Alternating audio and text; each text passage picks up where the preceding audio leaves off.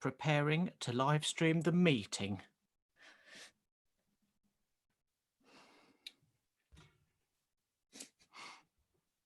Just having a little thing, a little slow, what do you call it? Oh, yeah, got a little thing, a slow thing. Gotta have a thing, gotta have a thing, gotta have a thing on your computer. All right, we should be live now, and now I've just got to...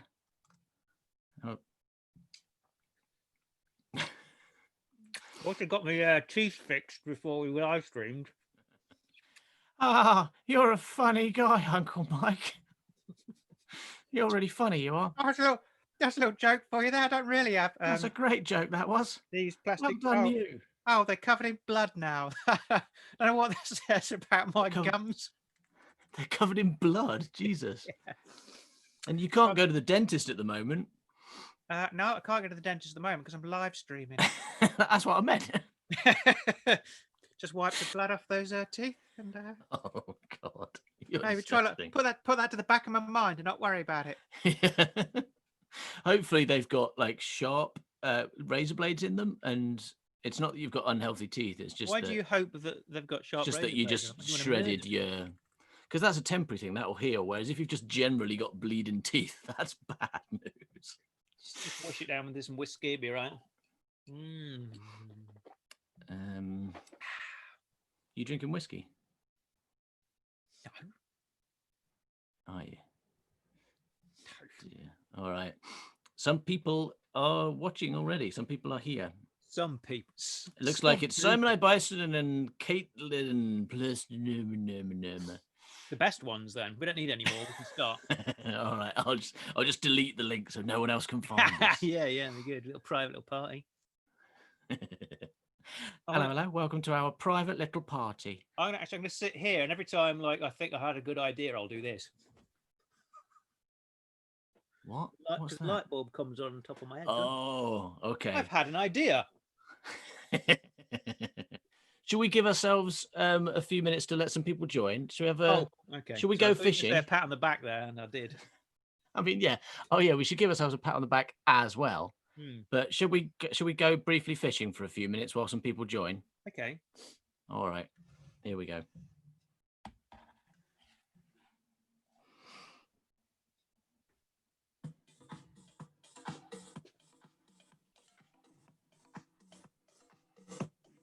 Ready to go now.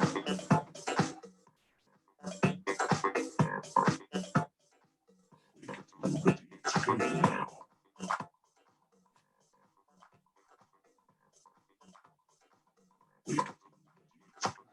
I love you, I love you.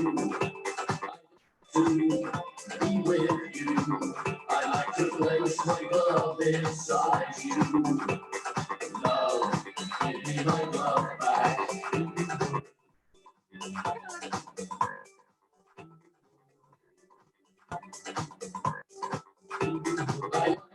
I like you, I like you. I want to impress you.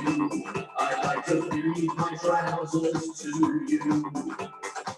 Hey, why are my legs cold? That one, yeah, I know. So like the one on the top post. Oh, it's all about love. Bands from the past. I think it's probably Michael Jackson. Give me my glove back, please. My glove.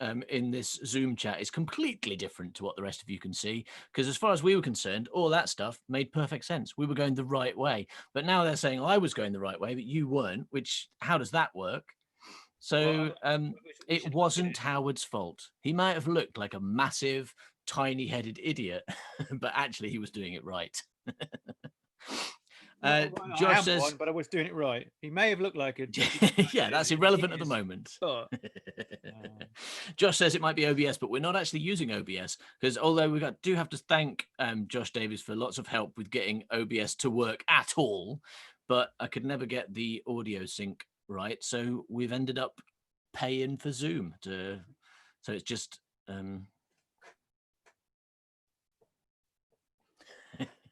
Yes or no? Because that looks right on my screen. I've got to wait 10 seconds to see what happens. Oh, right. Yeah, no. That makes no sense at all. So I need to go. You need to go the way you went. And I need to carry on doing that while you go the other way. That's weird, right? So. Yeah. Ow! I think that was worth it. I think that was worth all the effort. We're going to watch it now. Okay, so it looks good. In its defense, it does look good. Yeah, don't worry about anything, Josh. We're fine. We're not going to do that anymore, so it doesn't matter. We're not planning like 2 hours of just doing this. We got some other ideas. No, I've got no ideas. I was planning on eating your finger for 2 hours. If only I could. Yeah, when I see you again, that is what we'll be doing. Yeah, that's good. Was that work? That will definitely work. Yeah. Ben Ross says my time at RADA wasn't wasted. Thank you very much. It wasn't. It was a very constructive time getting out of that cupboard I was locked in. Yeah, because now you can always be 100% sure that you will never get trapped in that cupboard for more than 3 years. Yeah. You know how to get out of it in less than 3 years. Yes. That's one less thing to worry about. And in a world like this, where there is plenty to worry about, you've got to take those things where you can get them. No more sleepless nights about that cupboard at RADA. Well, I do though. I mean, I do often have nightmares about being trapped in that cupboard. Yeah, okay. But that means you're asleep. So as I said, no more sleepless nights. So I was correct. That's very good. Yeah, that's true. Yeah. You're a very smart man. Thank you. I mean, head-wise, not not your clothes or anything. I'm a very smart, scruffy man. You're not a fashionista, are you? No. To be honest, I never claimed to be. Thought you might, put on a suit or something for this live stream, though. I mean, that's pretty smart for me, I reckon. Yeah, I put on something that had a collar as well. Did you? Very posh of me. Yeah, I see. Sorry, I wasn't looking at you. Looking at it, it looks like it's moving. It looks like I'm wearing white noise from a television set. It's good. I can hang with that. What's happening anyway? Welcome to the Worst Writer in the World live stream. It's difficult to get around the idea that I'm just talking to you. I keep forgetting that there's people actually here being subjected to this. Yeah. 18 people at the moment, so we're really failing to entertain them right now. Do you want to start with some Howard Long short fiction? Okay, yeah, let's eat, like you say, ease that cucumber in. Because I found, as I said, I did a bit of preparation last night. I had a look through some of the school books that you've left here and made some bookmarks so I can find it. Made some bookmarks. And this one. I used to make bookmarks for the Tolkien Appreciation Society that I set up whilst at Castle Rock High School. Never having read. No, you'd read The Hobbit, right? But nothing else. Is that how that worked? But yeah, that's why Alf. That's why I appreciated him. If I'd have read The Lord of the Rings, I wouldn't have formed the It would have been the Tolkien Hate Society. Yeah. Like, fucking hell, Tolkien, write some short books. I thought you wrote really cool short books about evil spiders and forests, not like big fucking Bible-sized poetry books. About what, like with pages and pages about what and how hobbits smoke. I don't know if you can tell. If anyone who knows The Lord of the Rings, I didn't get very far. I read first 10 pages. I was like, 10 whole pages about what hobbits smoke. That's enough, quite frankly. Yep. I gave up. No, well, I picked up your books last night, and I started with this, which is a primary school book. This is like, you can tell from the handwriting, this is super, super young, and you're doing like writing out sentences and stuff to get your handwriting. And I was impressed with how good it immediately was. All my right. handwriting. No, what you've written. And also the first story is about a character called Tom Fox. Right? And his magic space compox. I don't know. I mean, it sounds very similar to something you've invented quite recently as an adult, right? Tom Frost? Yeah. No, is it about Tom Fox? It's about Tom Fox. Yeah, I'm not saying that. The character, it says Tom Fox. Tom Fox and His Adventures is the title. Wow. All right. So here we go. One day, Tom the Fox. Right. One day, Tom the Fox was out for a walk. T. Fox, then. Yeah. One day, Tom T. Fox was out for a walk when he heard a tremendous noise. And your teacher, over tremendous, has written, good word. Yeah, I invented it, of course.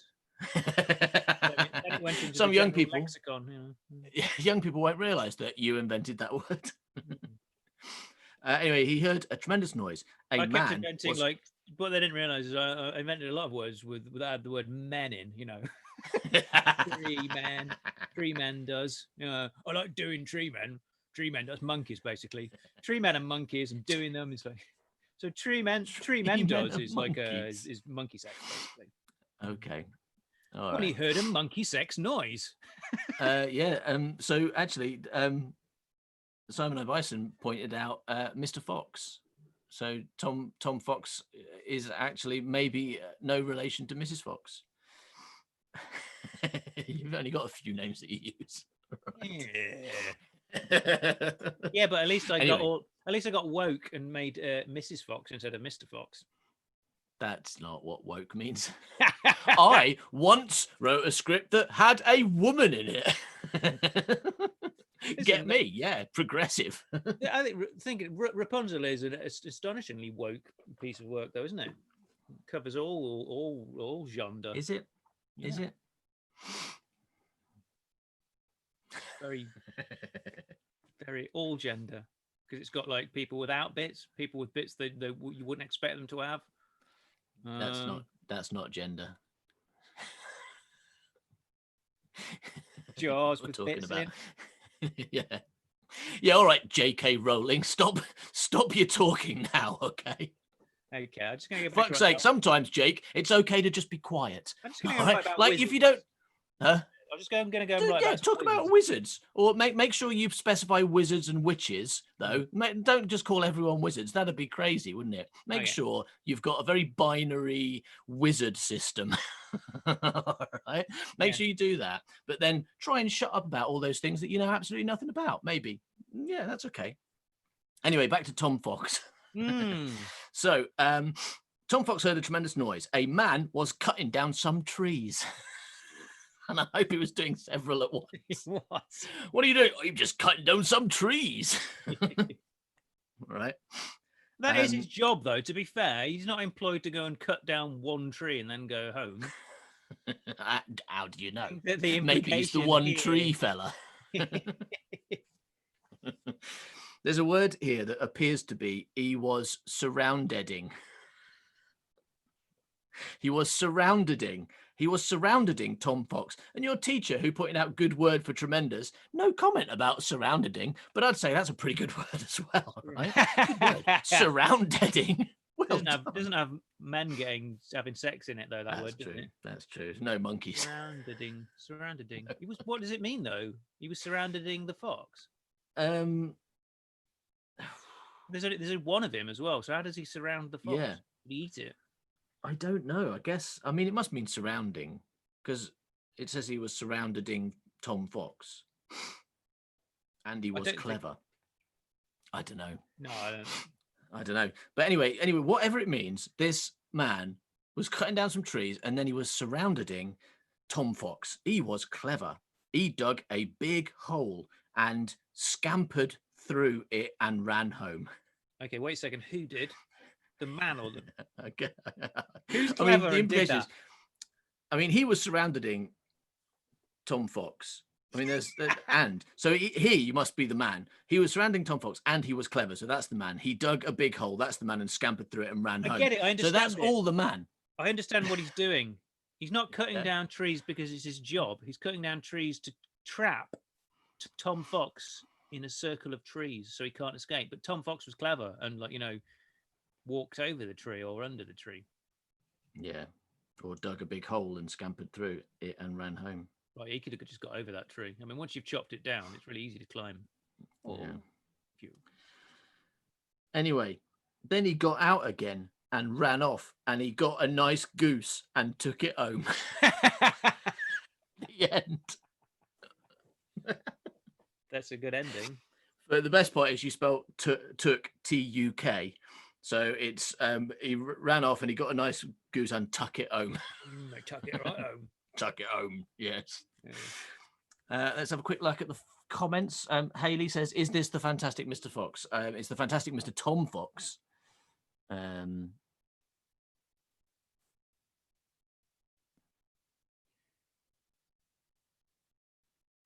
I'm not familiar with the Fantastic Mr. Fox, but It's a long time since I read that one. Yeah. but I may have been at the time. We may have just read it, and I may just be ripping it off. Yeah. I like the Tell fact. me if the Fantastic Mr. Fox is about a man who surrounded a fox with some trees, but the fox escapes and gets a nice goose and tucks it home. I don't know whether that's if it isn't, then it's a lesser story, isn't it? exactly. know? And if it is about that, I can't believe that Stephen Moffat read my Mr. Tom Fox story, went back in time, gave it to Roald Dahl, and in between beating his kids, he wrote that down. What? Isn't he famously a child beater or something? What? Roald Dahl? I don't know. Maybe I it know he was first. an anti-Semite. I mean, he wasn't a great guy. I mean, he wrote amazing stories, but he wasn't a great guy because that's true of pretty much all white men throughout history. Wait till you find out about us, everybody. Yeah. Yeah, true. they already know you're a pedo. What? I've got tremendous nonsense this morning, I tell you. Tremendous. Hey, good word. Thank you. It means loud monkey sex. Monkey sex nonsense. It was an underage monkey that I Yeah. You got to be more careful. It's took to my van yesterday. yeah, because monkeys don't carry ID, so you've really got to be careful when you're having sex with monkeys. You do, yeah. On the plus side, you All can right. you can get ID and just kind of attach it to them, staple it to them, and go look, Your Honor, he's got an I am 18 piece of paper stapled to him. Look, Your Honor, I stapled something to the monkey before having sex with it. Don't send me to prison. Yeah. Yeah. We're not Okay. concerned about the age. We're not concerned about the age, Mr. Long. You're just not supposed to fuck monkeys. Yeah, or staple things to them. It's everything you just mentioned, in fact, Yeah. that you just said you did. That's why you're going to prison. Mostly Yeah. the stapling, yeah. All right, so At least that's what I'll say. When they ask me, what are you in for? I'll be like, stapling something to a monkey. yeah, nothing else. I didn't have sex Nothing with else. I didn't have a nonsake. Don't have monkey nonsense. That is one of the funniest things you've ever written. The fact that you wrote, he's got a hell of a mojito nonsense. That's hilarious.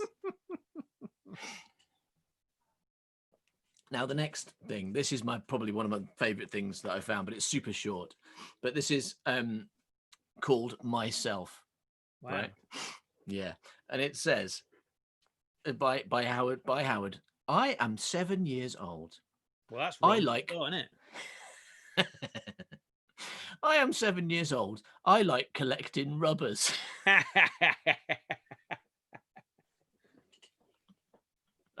I like it. I like collecting rubbers. Yeah. I'm Do you hoping wanna to use tell us them when anything I'm, about that? when I'm 16. And when the monkey's 16 as well. Yeah. When me and the monkey are 16. Yeah. Because at the moment, I'm just blowing my monkey, of course. Just blowing bubbles. But Yeah. when I'm 16 Yeah. and my monkey's 16. That, of course, is legal at any age, isn't it? Sucking a monkey. I got confused, Your Honor. I thought it was a banana.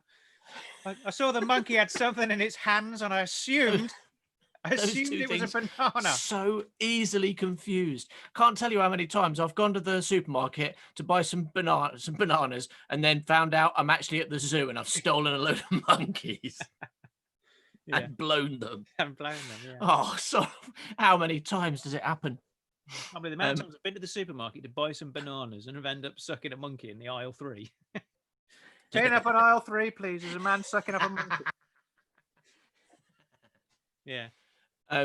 Just a little note. Just looking at the comments, and Ben Ross says old rubbers did smell nice.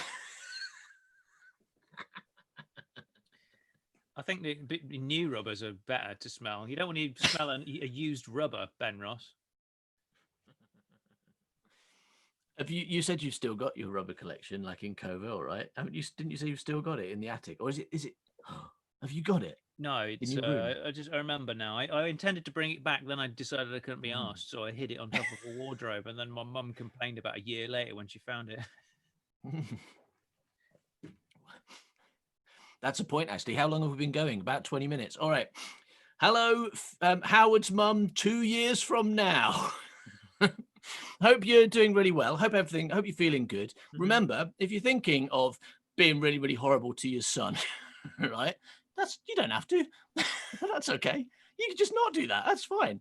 Anyway, I hope 2022 is treating you well. Bye, milk. Bye. Just thought I should do that. You're very optimistic that 2022 is going to happen, then. Yeah, I'm feeling good about that. And we're all going to make it. We'll be all right.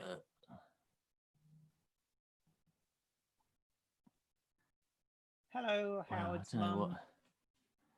What some of these Caitlin comments Webber says, mean? I'm so glad I understand the other meaning of rubbers. Okay, right, yeah.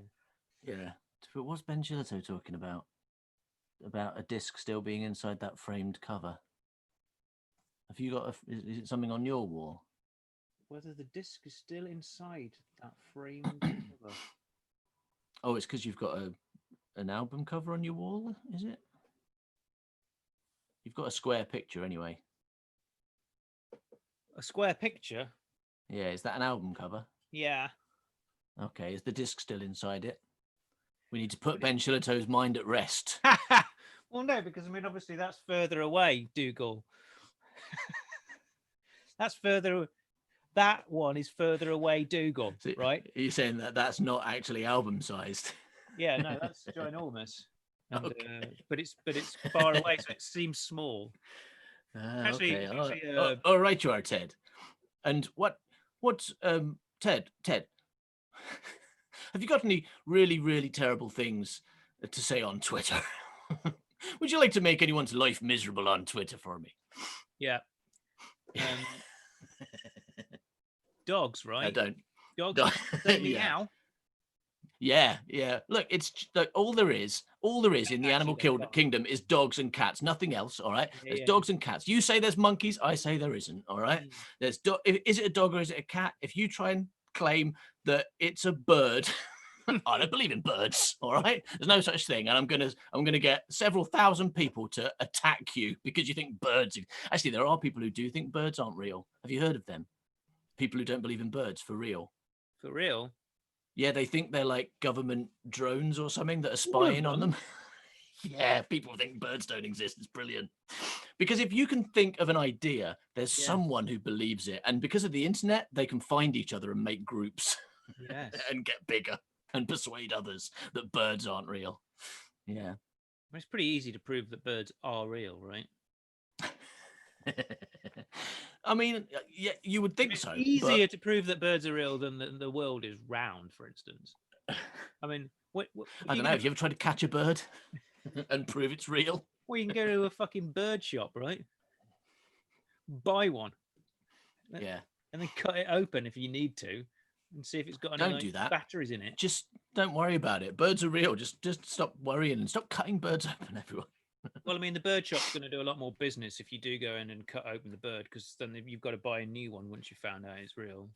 What do they think they're Yeah. eating when they have chickens anyway? Do they think they're eating fucking military drones? Would you like roast Dinosaurs. military drone? Jack's military drones was a weird yeah. story, wasn't it? Jack had 10 Military- military drones. Escaped Jack's military garden. Yeah. One 2 military got drone. into a military sack. Well, yeah. One took a dip in the Thames. That was a submarine drone. Mm. So Ben Ross says, Stuart I know Trahorn a said, flat earther who doesn't believe in space or dinosaurs. yeah.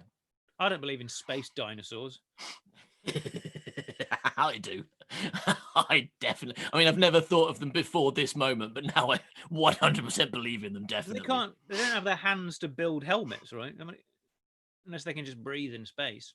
Yeah, no, space dinosaurs wouldn't need helmets, would they? They Because come they're from space space, dinosaurs. right? Yeah. Yeah, yeah. If they were land dinosaurs who lived in space, then they'd need helmets. Yeah. But these are space dinosaurs, okay? Yeah. So I was what was it? Oh no, I've lost it now. Oh yeah, Stuart Trahorn made a comment that amused me, which is that when we're talking about birds not being real, he said lockdown is so they can change the batteries. And I was amused by that in the bird drones, you see. Anyway, back to Myself by Howard Long. Because there's a fucking lot of birds, right? So that's why it's taking such a long time to change all their batteries. They were like, we need something serious, something big. They should make them solar powered. That would solve a lot of problems. Wouldn't it? Idiots.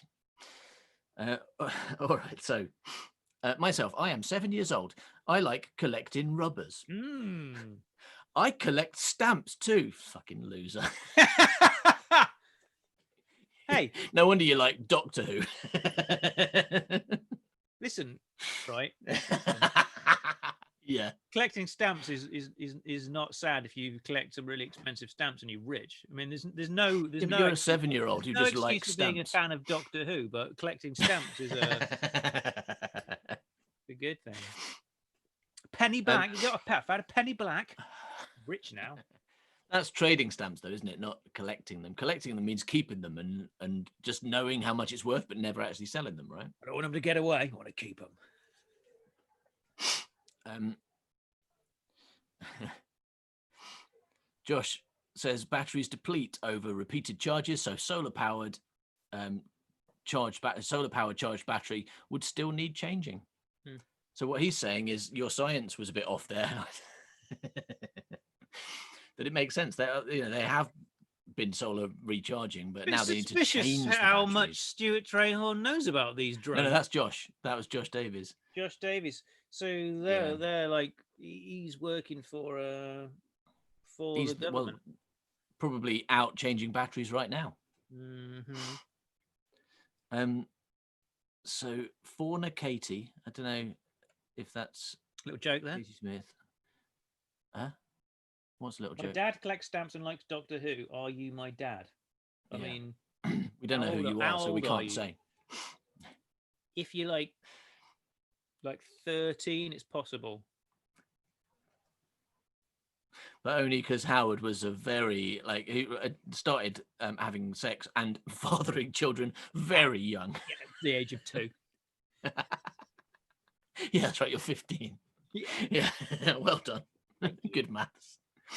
Anyway, the next line in this is the best one, I think, because it says, I am 7 years old. I like collecting rubbers. I collect stamps too, and I have an oval head. I have an oval head. I am 7 years old. I like collecting rubbers. I collect stamps too. I have an oval head. Those are the 4 things you need to know about me. Yeah. Well, that last one's very important, of course, because that means that the president is in me a lot of the time, isn't he? He lives in my oval head. Yeah. At this point, 7 years old. I rule the United States of America, and I'm responsible for everything that's happening there right now. Yeah, yeah. 7 years old, that probably would have been George Bush, the second one. Second George Bush. George Bush, the second one. Yeah. Yes. Just like, they think that they have presidents in the United States of America, don't they? But they just have a monarchy like we have. But it just flips more occasionally. If who you vote for doesn't matter. just a bunch of unelected people choose who gets it, then yeah, that is kind of like a monarchy. It's just a much shorter term one. I think my head is oval. I think I was right. So, and I have an oval head, hazel eyes, Yes. and I love running. I love running. That's what it says. Not It jumping. is great fun. Jumping. Not jumping. Maybe because maybe before you discovered jumping. But yeah, because like it's No, kind running- of like the beginnings of It is jumping, jumping. isn't it, Well, running. no, running is jumping because that's how they make the difference between competitive Running walking. is jumping. It Have you is running checked is the jumping. Right? thesaurus?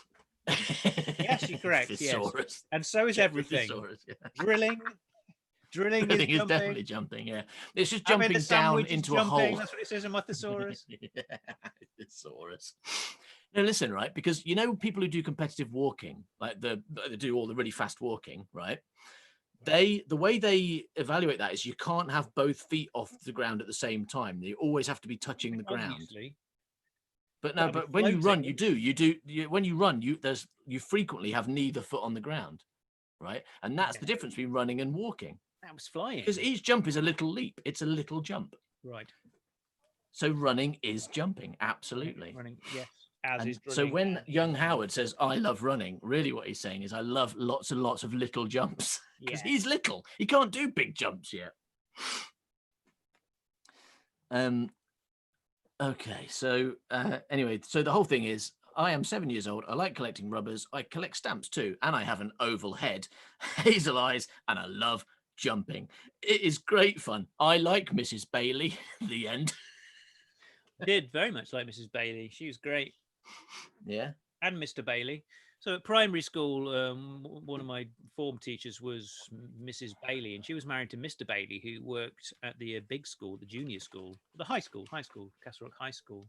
We went don't call it to- that though. It Is confuses anyone, people. anyone Middle who school. knows anything about me and Rufus is that we went to a fictitious school in a Stephen King novel. Stephen King novel, yeah. And Mr. Bailey, he worked at Castle Rock High School, and I liked both those teachers. I liked several teachers in my time, and then I hated most of them, but like I liked like 10% of my teachers. Right. But you like the teacher that you spend most time with now, you like, right? You? Yeah, me. That's Yeah, who I was you. talking about. Yeah. Well, I had to think for a Um, second because like I do spend a lot of time with this monkey I've got over here, and it's been teaching me some very interesting things I can do with its banana. So I was like, what are you talking about? Right, so those are the Yeah. two Yes, short Mr. things that I Monkey, wanted to read. later on. Yes, Mr. Monkey. Oh, well done. That was great. This is What do you want to do next? Do you want to get on with the Castrato script, or do you want to do some choose your own adventure? Should we skip over to you and do some choose your own adventure first? Would you like to do Choose Your Own Adventure? I mean, we've done it 1,000 times before, but I don't think you've ever done it, maybe. Maybe. I mean, tell us quickly. Say no if you really hate the idea of us doing choose your own adventure. Woggy the doggy. I've changed the theme tune so we don't get done for copyright infringement. What is Raiders of the Lost Box. Would you not Hang on, I'm recognize the gonna- theme tune? Are you going for a Snickers? It's gone for a Snickers.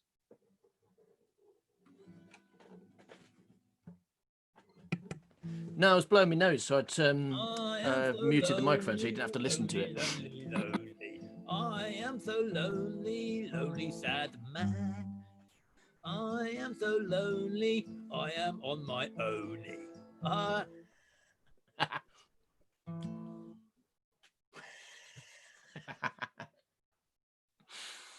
Yeah, never quite We happened. got, so Raiders of the Lost Ark then. Sounds good. Let's do that thing. Raiders. Raiders of the Lost Box. Contents. 1. Skill, stamina, luck. Page 2. 2. Creatures chart, equipment, etc. Page 3. 3. Notes, page 4. Uh, 4, map, page 5. 5, page 6. oh, brilliant. Is that one page 6 is on 5. page 5, right? Page 6. Adventure begins. That is amazing. And then can you possibly not have meant that as a joke? Like maybe you did notice that you'd just gone one something on page 2 and you're like, this is madness. Maybe I'll do 5 page 6. It's not my fault that books are made the way they are. I looked at real books and they start on page 1, but then they don't tell you anything useful till way after the fact, do they? You start with 6 skill. Skill. We don't need the instructions, do we? Unless they're good. It We may need to go get on up with the or adventure. down. What? You start with 6 skill. It may go up or down. Jumping or drilling, that's what going up and down is, isn't it? Mm-hmm. Jumping and drilling. Okay. In the future, games copy out the skill boxes, equipment boxes. Okay, whatever. Your name. This is the adventure of your name. Your name is Woggy the Doggy. Yeah. So Your he's mission. just asking if this is that. Yeah. Your mission is to get the box of barks that a wizard has stolen from all the dogs in the world. A wizard has All of stolen them. it from all the dogs in the world. Brilliant. Why do they? That's like a weird timeshare these dogs have got going on. It's like, no, it's Tuesday. No. Do you want to look after the box of barks today? How about it? There's a lot of responsibility, because why do we keep all our barks in one box again? Can you remind me? And why do we timeshare it? And why does this wizard want it anyway? What are you going to do with barks? Why is he gonna? Did he just want to frighten cats or something? A wizard has stolen from all the dogs in the world apart from you. What? What? Your name is Woggy the Doggy. Your mission is to get the box of bark that a wizard has stolen from all the dogs in the world apart from you. So you still got your box of barks, or your bit of it. I'm the wizard. That's the twist. Yeah, Wizardy the And Dizzardy. I was the wizard all along. Your name is Wizardy the Dizzardy. Probably the other way around, isn't it? Dizzardy the No. Your name is Wizardy the Dizzardy. You are a Dizzardy. Your job is to steal the box of barks from all the dogs in the world apart from yourself. And then find it and give it back. Give it back. You have forgotten where you put it. If you do not succeed, all the dogs in the world won't be able to speak. I guess you failed because they can't. That's not a thing. Dogs can't speak. That is that. Well, never did it, did I?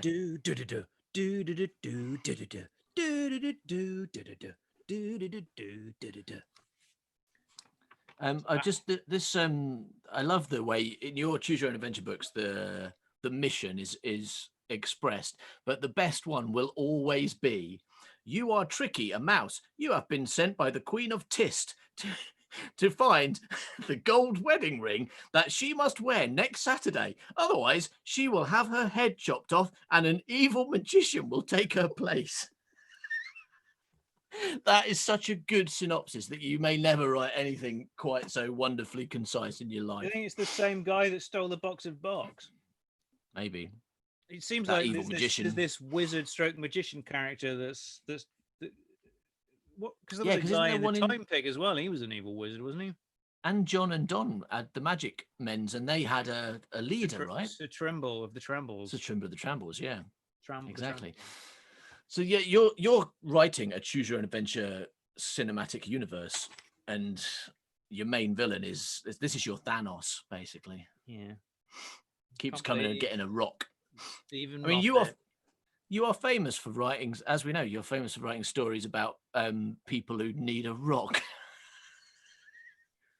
Often Doctor Who stories about Cybermen that need a rock, but Still, you know, and that's what Thanos was. Thanos was just a big guy who wanted Hey, a mate, bunch if of you rocks. don't know what Rufus is talking about there, then maybe you should give us $2 a month and you can find out, because currently we are releasing a brand new worst writer in the story world thing. What's it called?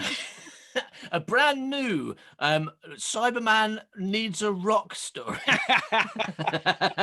from the worst writer in the world by young Howard Long. It's called Conflict, but I feel like we should probably give it a subtitle like Daleks v Cybermen or something, because conflict's Yeah, that makes it meaningless. sound really Like exciting. Conflict, Daleks v Cybermen, brackets magic rock. Right? Should we do that? Okay. So yeah, so you can listen to Doctor Who Conflict, Daleks v Cybermen, open brackets, Magic Rock, close brackets. Starting next week. Starting next week. Has it not started? No, because we just finished Notes on Love last I can't Monday. believe you just spoiled it by telling everyone it's about Daleks versus Cybermen and there's a magic rock in it. But that, we say that in the opening, like the intro to the episode. But it's not out yet. It's an advert. You've got to give something away. You can't be like, come to this shop and buy something. It's really good, but we won't tell you until after you've bought it what it is. Could be a sausage, could be a lawnmower. Why not? You'll That's never brilliant. know. That's a brilliant advert. I would totally go to that shop. It's like Because you it's can like do that. a lucky dip, isn't it? There is online things that do that. Absolutely. There You like are, you yeah, pay yeah. something and they'll send you a box with some crap in it. That Not is literally. hilarious. Well, maybe if you're lucky. If you're lucky, there are. Yeah, I've seen that, and I'm like, I wouldn't do that. No, it sounds terrible, right? So you were wrong. Anyway, where are we in the adventure? It's only 5 minutes till your boat leaves for Danger Island. Do you want to maybe rethink going to Danger Island and go to Lovely No, I'm Island? all instead? about Danger Islands. Okay. Wasn't Danger that a series in Archer? One of the Archer series was Danger Island, right? Really? So Archer ripped you off, is what I'm saying. Oh, God, Stephen Moffat. Can't believe Stephen Moffat. Red Woggy the doggy goes to the Barkland, or whatever it's called, and stole my. And Danger yet didn't Island. take the names of Woggy the Doggy or Barkland for some reason, or any of the plot whatsoever. Yeah. It's only 5 minutes till your boat leaves for Danger Island. You have been told that some natives are trying to stop you from getting to the island. But you're not at the island yet, are you? So the natives that it's referring to must be the native to wherever the boat Wherever you live. is. Yeah. Yeah, like sailors native. then probably. They're native to a dock. Everyone's native to somewhere, aren't they? That's right. Sailors are Probably. trying to stop you from getting to the island. Will you go check behind the potted fir tree? Quite specific then. Or the pink box by the elevator. Or you may not wish to look anywhere. Yeah. Can I spend this adventure just standing still, waiting for something to happen? No. Do you want to stick So your it's a head pink behind box. a tree in a box, or do you want to not risk getting a murder jump out at you and do nothing? Oh, I want to look somewhere, right? Am I going Yeah. to die, whatever I do? I don't know.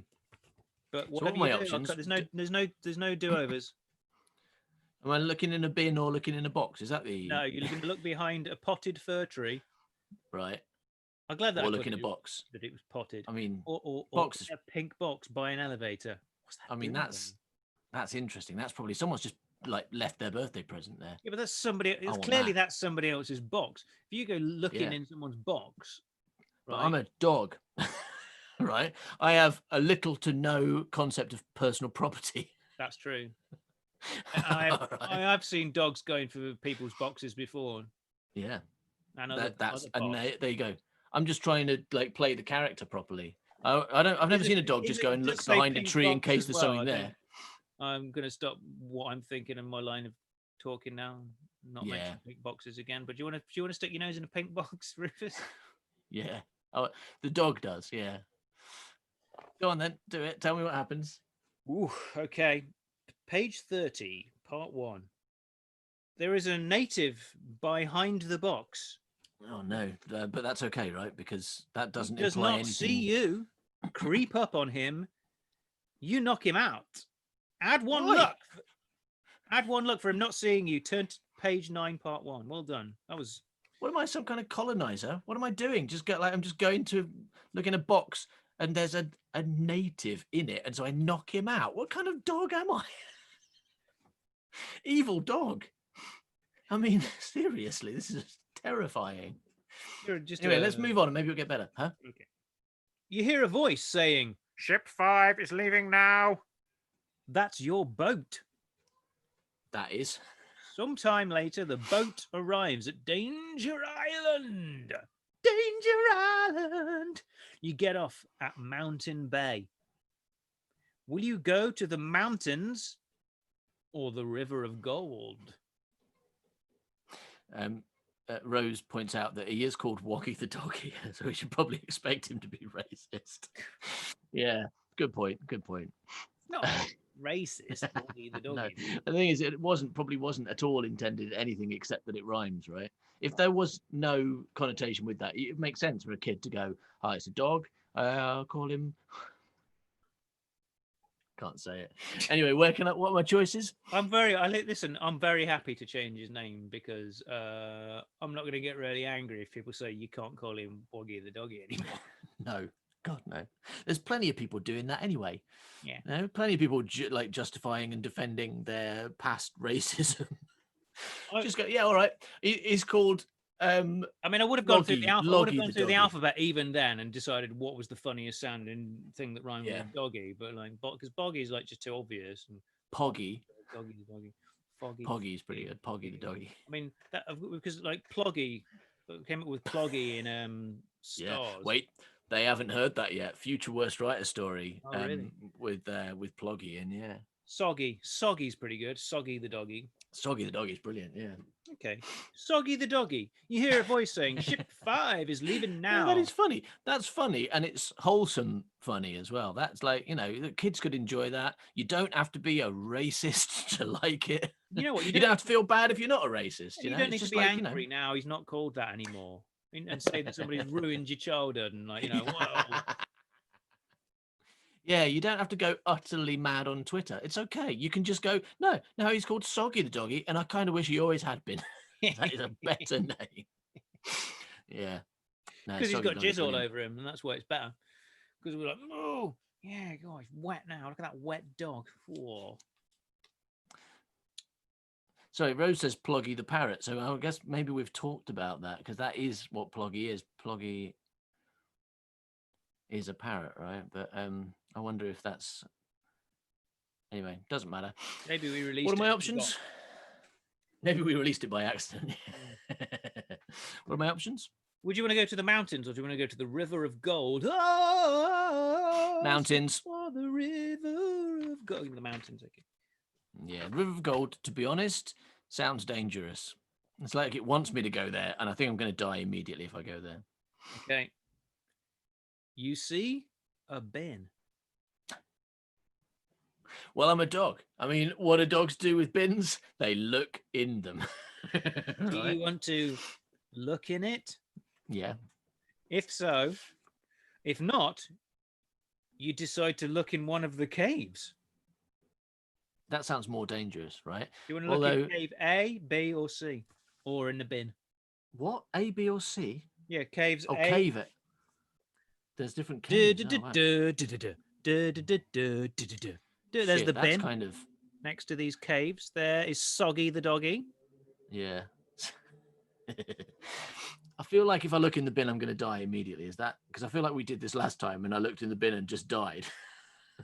I want to look in the bin, but I also think that's the end. I mean, if somebody has recently thrown their death away, then it's possible. If you look in the bin. Yeah, but I think young Howard said there is a native in the bin and he kills you.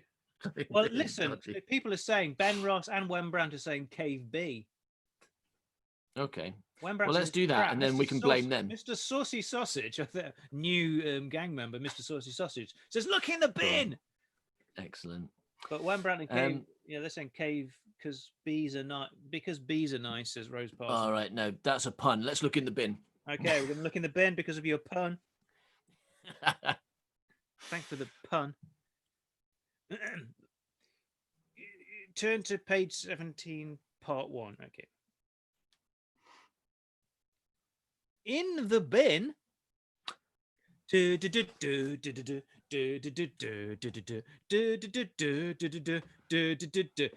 the bin. Oh, there's a little cliffhanger there. In the bin is a zapper. A what? A zapper. A zapper. zapper. Okay. Zap! Okay. You are zapped to page 19, part 1. I thought you got zappoded in this, but maybe getting zappoded. Yeah, I feel like it was zappoded, yeah. You have been zapped to Cantsbridge Castle. Okay. I prefer to go to And? Cansbridge Castle, not Cantsbridge Castle. Oh, could I go to Oh. Cansbridge? Yeah, right. that's a plan as well. No, it is. Creep up behind the guard. What's wrong with you? Creeping up behind people and like murdering them. What kind of dog don't are know. you, Soggy the doggy? I'm a terrible dog. You take out your sword and threaten him. Yeah, I forgot I'm a dog with a sword. Yes, your dog sword. Does it mean penis? Would you care to explain how exactly, Soggy, you take out your sword? What are you doing when you take your It sword must out? mean penis. It must mean penis. Not like this then. Out of what? I mean, has he got a bag? Has he got a sword holster? What are they called?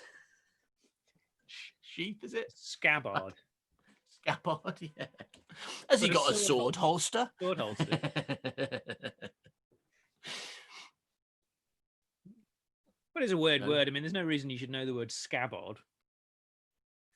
Although now you do know. I'm it. happy. You did I'm know happy it with. before and you've forgotten it. But like this, thinking about it, it's a pretty great word because it's got the word scab and hard in it, hasn't it?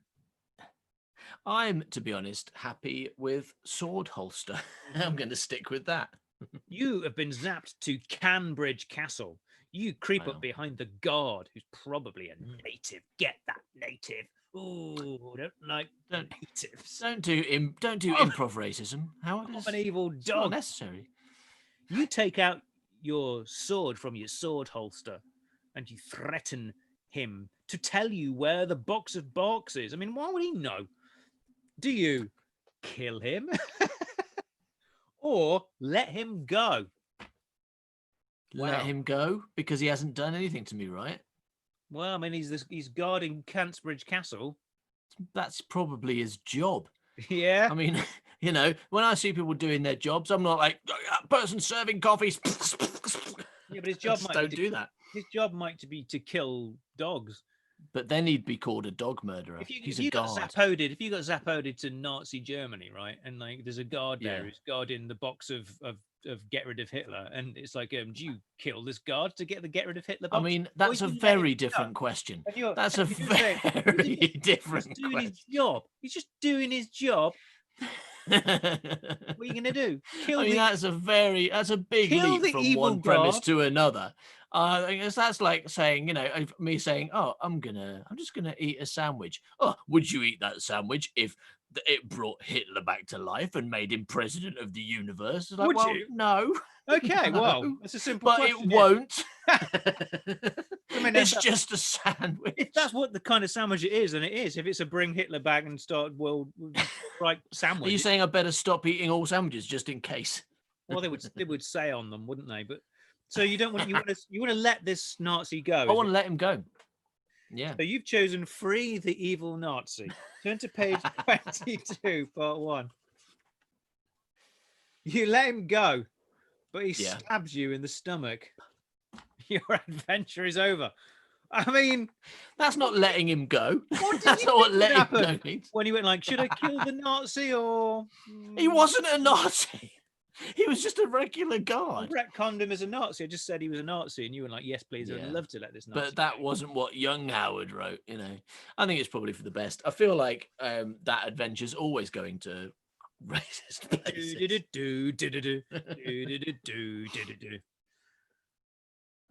Should we have a break? Sure. Should we have a few minutes break? Yes. And then afterwards, shall we get on with some the main feature? The eunuch thing. Where is that in the Dropbox? It is in the Dropbox. It's called Castrato. In Film Short. It's called Castrato. Okay, we'll start reading it. Even if it's incredibly offensive, we'll stop reading it. We'll stop. Yeah. The only thing I remember. The only thing I can remember about it, well, apart from some of the more obvious things connected to the title, is that there are dwarves in it. And if there's any dwarves watching who but they probably can't actually the dwarves probably can't see the TV though, can they? Because they're too short. Just in case it turns out there's nothing offensive in the script, here's some for you now. Thanks, Howard. Thanks for providing the super offensive stuff. That was good of you. Listen, all right, if I've offended any dwarves, I will buy you some stilts out of my own pocket. Because I don't want to upset anyone. And Stop talking now, Jake. Just sometimes it's best to be quiet, Jake. I'm just going to go and write about a boy wizard. I'm not going to say anything more about dwarves.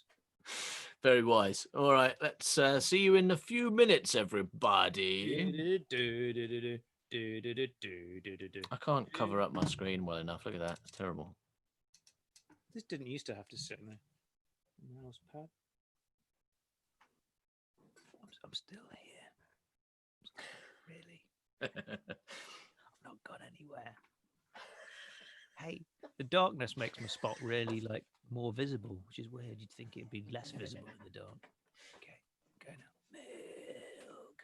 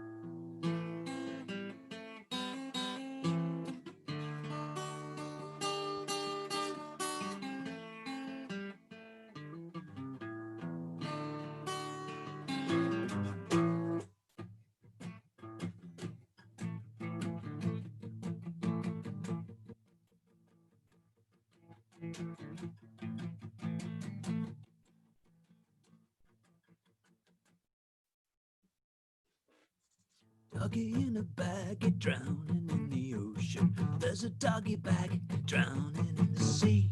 Along come the bone man, see an opportunity. Save the shaggy dog, see what it can be. Oh yeah, when a cupboard crops, whiskies and pauses, gimme more, please. Yeah, be a fire dog.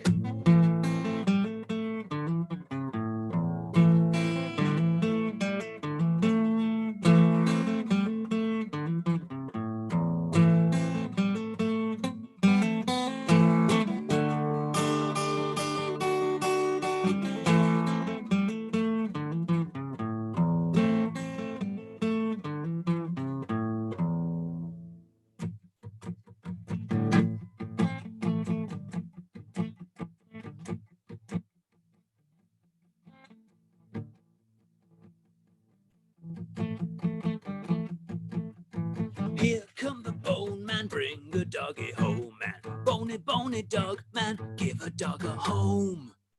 Call the doggy rover, bend the doggy over. Guess what he does next? Give the dog a bone. Oh yeah, give a dog a bone. Bony, bony dog man, he whip out his bone. And yeah, give a dog a bone. I will not rest till I have felt you inside your kennel. Inside your kennel. Spoilers! Your kennel is my nickname for my bum hole.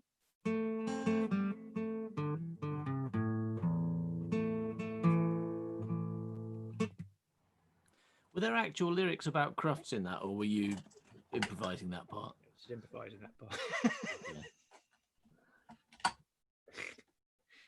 Yeah, no, I didn't really write about Crufts in the original song. The original song was about boning a dog and petting a pussycat.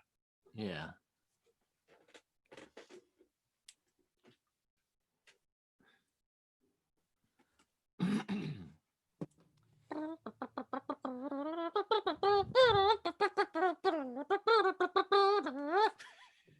All right, neither of us are using headphones at the moment, so do quickly let us know. Oh no, hang on. Quickly let us know if that's causing a problem, if there's any unpleasant noises or anything. Banchilito says that you're sad. A bit mean of him, isn't it?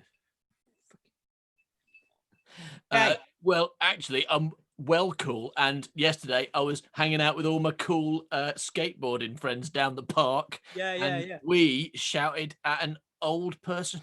I don't know what cool people do. I can't. This improv's not working for me. They like go and make tin cans come out of jukeboxes. And yesterday I made a tin can come out of a jukebox while hanging out with my nerd friends in a toilet. Yeah, I'm so cool. Wembrandt says, I'm not experiencing any unpleasant noises. Hold on, check this out. What about now? What about now? Okay, sound is good. Picture is good. All right, cool. So I have got the script ready for a 10-page script called Castrato. Ooh. And the first line says, note, all nudity should merely be suggested. Yeah, I'd like to suggest some nudity, please. Lots of it. Yeah. Basically, what that's saying is, when I come onto the set and start suggesting everyone's naked, don't listen to me. That's just something I do. All right.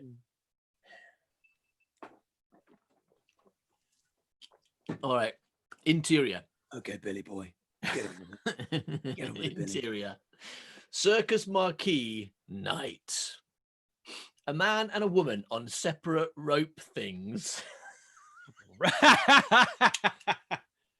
Not on the same rope thing. They're on separate rope things. All right. What do you think that is? I mean, it's actually pretty obvious, isn't it? When they actually like hang and twist themselves into the rope, right? Yeah. Just rope would have just done. Ropes. I didn't need to add that things part. No. That's the thing that makes it confusing. Yeah. On separate ropes. Yeah. But it continues. Suspended from above, you know. Yeah. Right. Not just standing on a rope that's on the floor. A rope thing. Like the hand from the Addams Family made out of rope. Yeah, or the brick guy from Fantastic Four, but made out of rope. Made out of rope. Yeah. One of them is standing on the brick guy from Fantastic Four, but made out of rope. And the other one is standing on that hand from the thing, but made out of rope. Yeah. That's what I meant when I wrote this. Well, that's very clear. I don't know why we're mocking you. I mean, when I read a man and a woman on separate rope things, that's exactly what I imagined. I'm just I guess the confusion falls when some people are going, well, wait a second, who's standing on the rope, on John Carpenter's The Rope thing? That's what they want to know. Because that's quite popular as well thing, isn't it? That is quite popular as well thing, yeah. You know, hold on. John Carpenter's The Rope thing.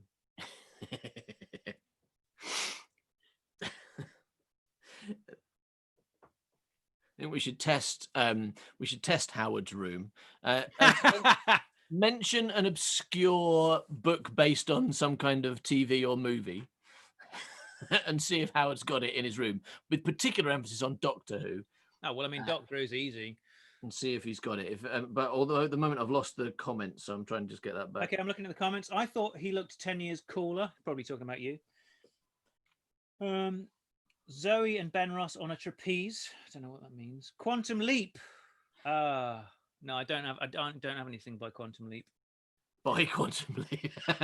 Mr. Leap.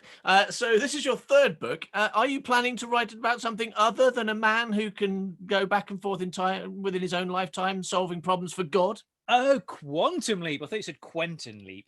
Hello, my name's Quentin Leap. I like jumping and writing books about Quantum Leap, the television series with Al.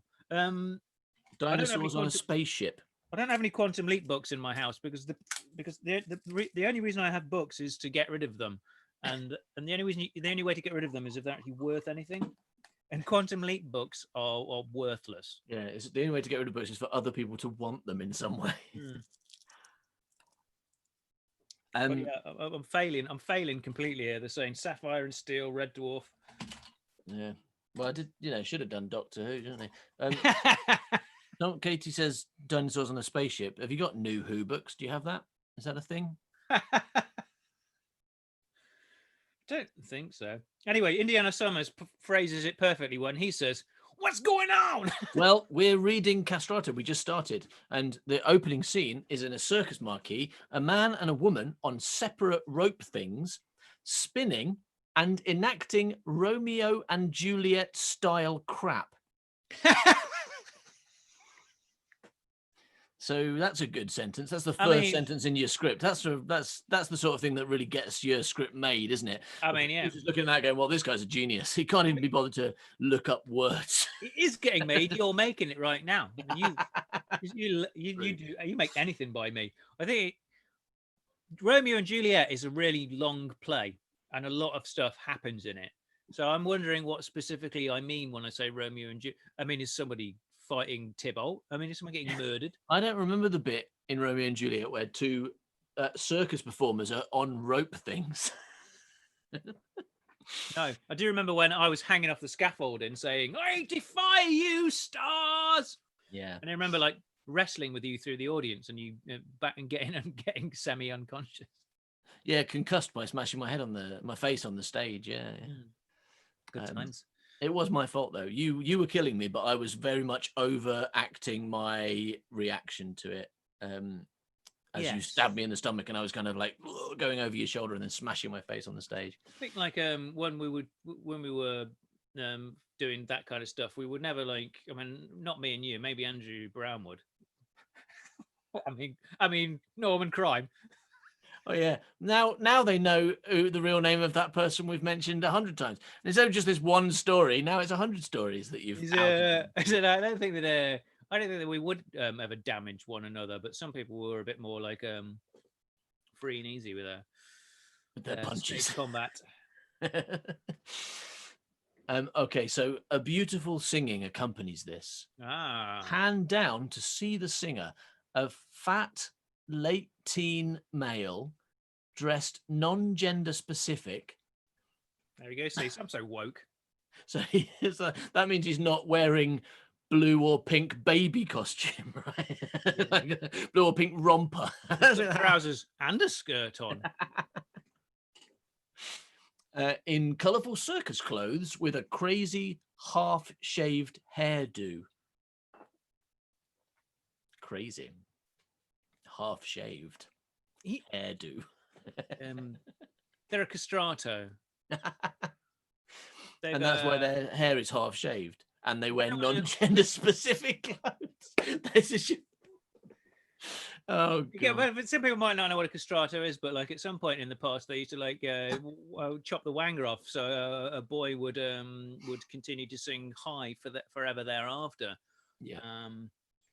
And like a eunuch, and they are prone to ballooning in size thereafter. Oh, okay. And also wearing non-gender specific circus clothes and having weird hairdos that are half shaved. Yeah, they wear tutus and trousers, and Is it? Hang on. When you say half shaved, do you mean like because you think you now think just because this guy's had his penis cut off, you think he's like ungendered in some way, and therefore he's got like a long feminine hair on one side and a shaved like buzz cut on the other? Is that what you're Yeah, getting? and he's got glasses on one side and half a And other moustache. glasses on the other. Like Yeah, moustache one side, and then it turns around and like blonde, different coloured hair as well. I think. moustache. Must be a woman. Boob, one big boob. No boob. And all this just because someone cut his penis off. Their penis off. All right.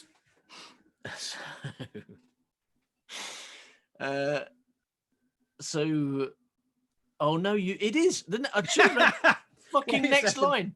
Pixel Moore says, "You're just describing me now."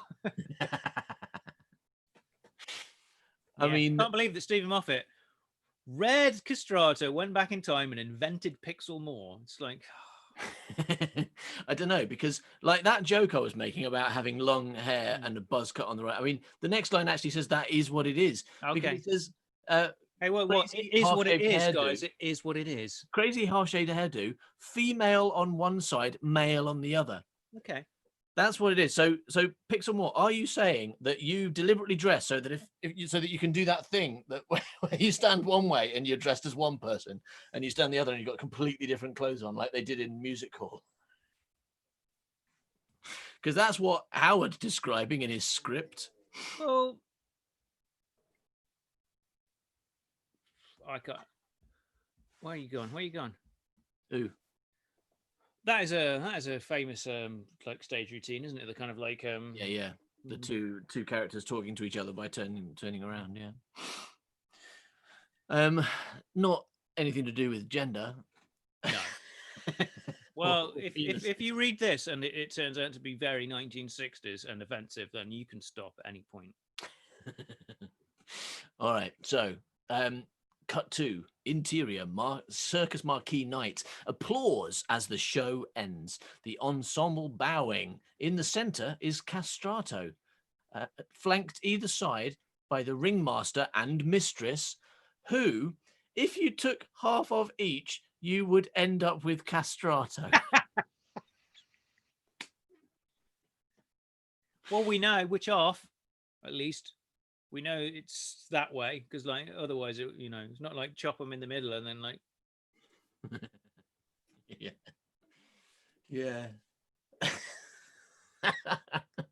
Your understanding of gender's hilarious. That's not gender. They're his parents. They're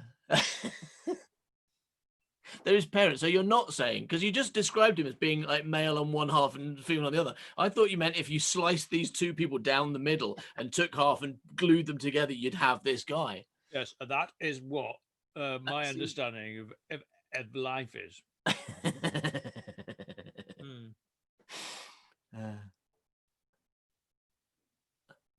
Just having a look at some comments. Just having a quick look at some comments.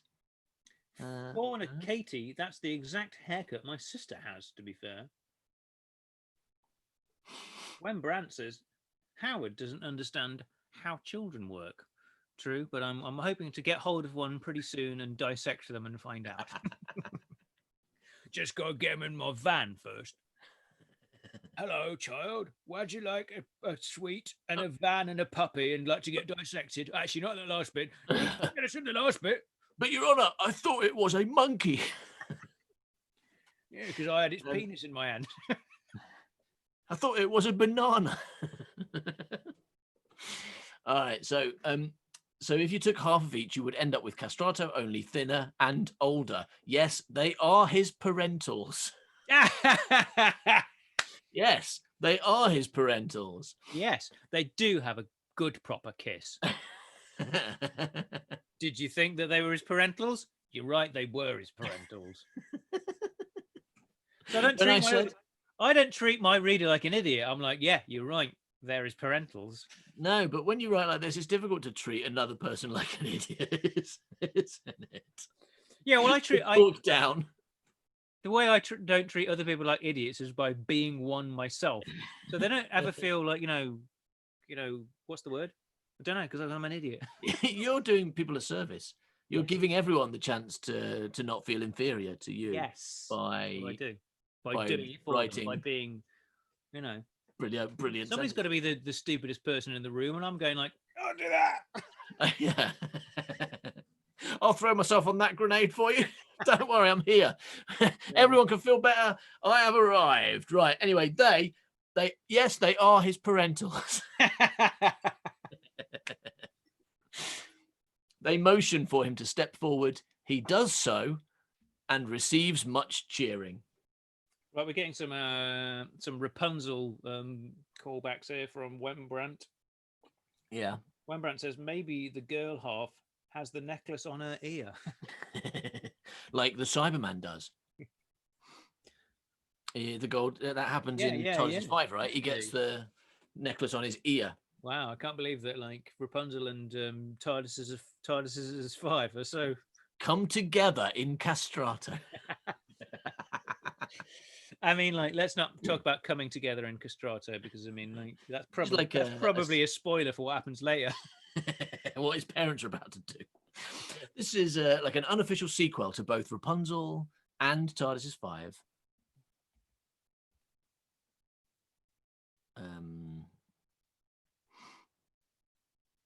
Ben Shillito says, Soggy the doggy made me so angry I had to go to Whitehall and throw bricks at skinheads, and now we're exploring Jake Bloody Rowling's gender absolutism. Yeah. All right. So next scene, cut to exterior, circus night. At the back of the marquee are many caravans. The performers head for their own to get out of makeup, chatting inaudibly about what went right and wrong this evening. A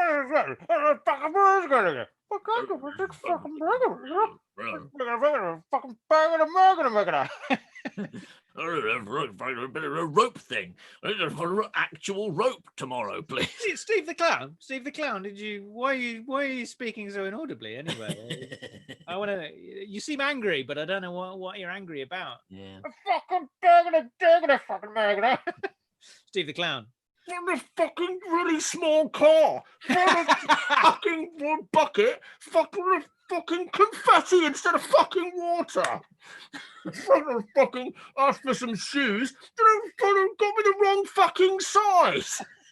Steve the Clown, you seem very angry about something, but I'm not sure what. Quite inaudible, but take it to Circus HR and they'll hopefully be able to resolve your issue. Yeah, Steve the Clown sits down with Circus HR. So, what's the problem, Steve the Clown? Fucking small car. Fucking 5 clowns is a one tiny car. HR goes, yes, I see your point. Yeah, yeah, good. Yeah, we'll get on it straight away, Steve the Clown. We'll get you a bigger, less funny car that can fit more clowns than there are clowns. And then you can just get out normally and political correctness gone mad. What is? Getting Clowns? a big car for clowns. You just so they're removing TV shows from streaming services, are they? What's next? Big cars for clowns.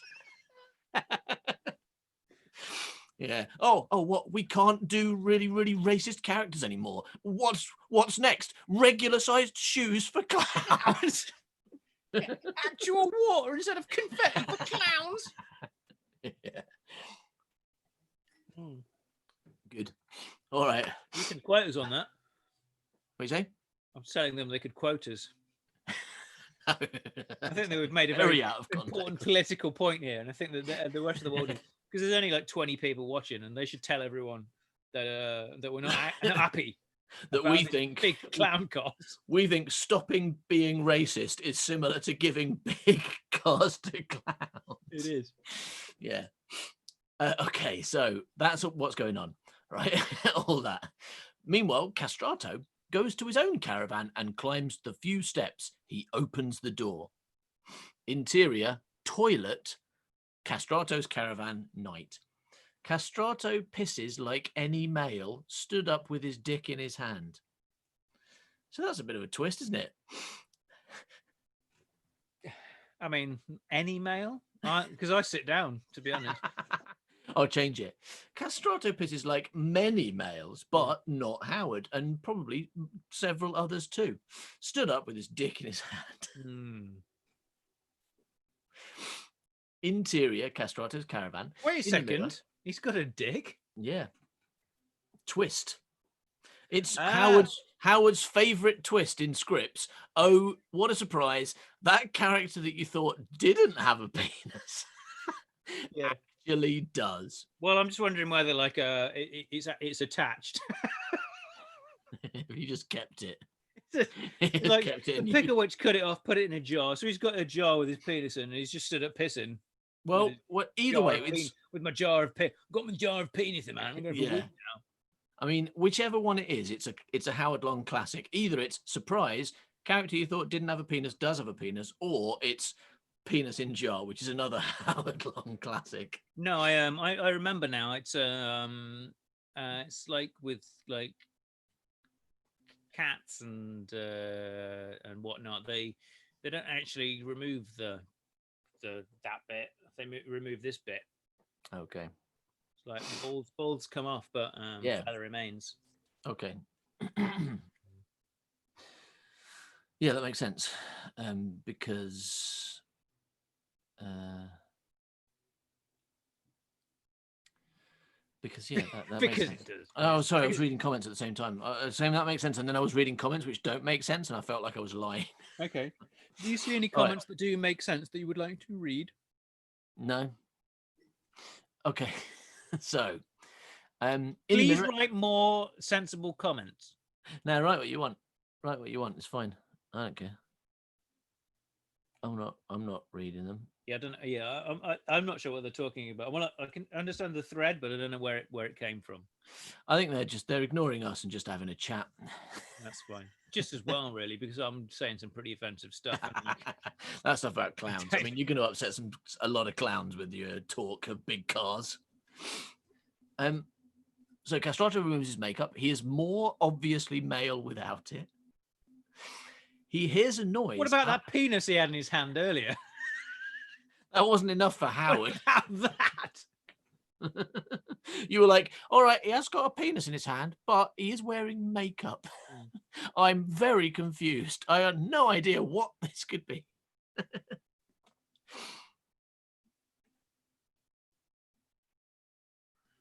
Little pause there. All right. So he hears a noise outside his caravan and goes to the window, pulls back the curtain. I mean, the script refers to him as he. So, I mean, like, regardless of anything, either I'm wrong or I was wrong then, or it's all very, very wrong. Well, it seems like you're just putting things in the wrong order, because you're saying, like, at the start you want him to look very androgynous, and then at this point you want him to take his makeup off and be more obviously male.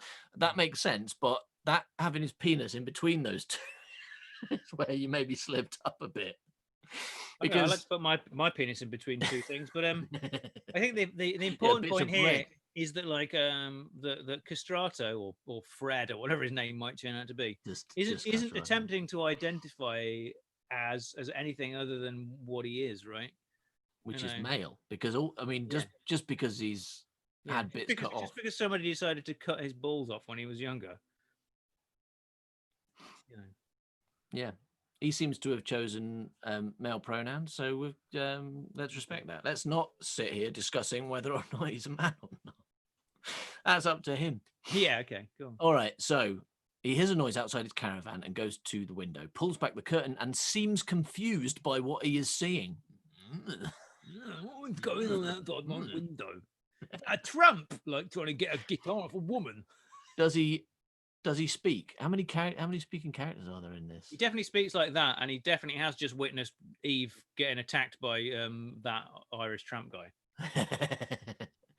Okay, that tramp guy who wasn't Irish, right? You always call him an Irish tramp. I'm pretty sure I never provided. And he wasn't a tramp. You always call him a tramp, but he wasn't a tramp, and I call him Irish. You know. Yeah. What do you want to do? He's a drunk guy at a bar. So basically, your natural assumption of drunk people is that they're tramps. Mine, worse perhaps, is that they're Irish. Didn't you call him an Irish tramp? Why am I to blame for any of this. You I said you that always because refer you to did. him as a tramp, but I'm like, well, he's not. He's in a bar. You don't let tramps in bars. Depends on the bar. Have you never been to a Weatherspoons? Do I you not mean- remember the crowd of tramps that are always around the bar? I don't know whether there's even they don't like tramps in. They're like, I mean, people. I don't want to like diss people that go to Weatherspoons. No, we've been loads. We wrote a lot of Man by Cow episodes in Weatherspoons. Yeah. I don't want to diss the guy that owns it, and I've been thinking that I'd like to start going to Muswell because they put one in Muswell Hill, so I'm keep thinking I'm going to go and start throwing bricks at it. But then I'm like, some cleaner's gonna have to tidy it up. Yeah, Not it's always that gonna- guy with the hair. It's always going to hurt the poor people, not the Not the guy guy who with the clown owns an hair. entire chain of pubs and is evil. Yeah. So Castrato's got their penis out. No, he's Ham's finished penis that out. ages ago. He's took Okay. his makeup off. He's heard a noise outside. He's opened the curtain, looks confused, and then we see what he sees, Yeah. which is two drunk punters, a woman on her knees is sucking the cock of a dude, Ooh. and the dude says, "Oh yeah, suck it, suck it." That's the line. I'm just reading what it says here. Just really Seems hoping like he my Seems neighbours like aren't he in their doesn't need garden. to say that though. That Huh? seems like he seems like he doesn't need to say that if that's already happening. He's got things in the wrong order. Yeah. In the window of the Well, caravan. he's giving consent. Yes, suck it. If I Yeah, want you to stop. If I want you to stop. good What's that? timing. Good timing for your sound effect. What's that sound effect? That's Howard getting aroused. That's the noise Howard makes when he gets aroused. Cuckoo. Yeah. Okay. So, in the window of the caravan, Castrato looks on wide-eyed. Wide-eyed leak.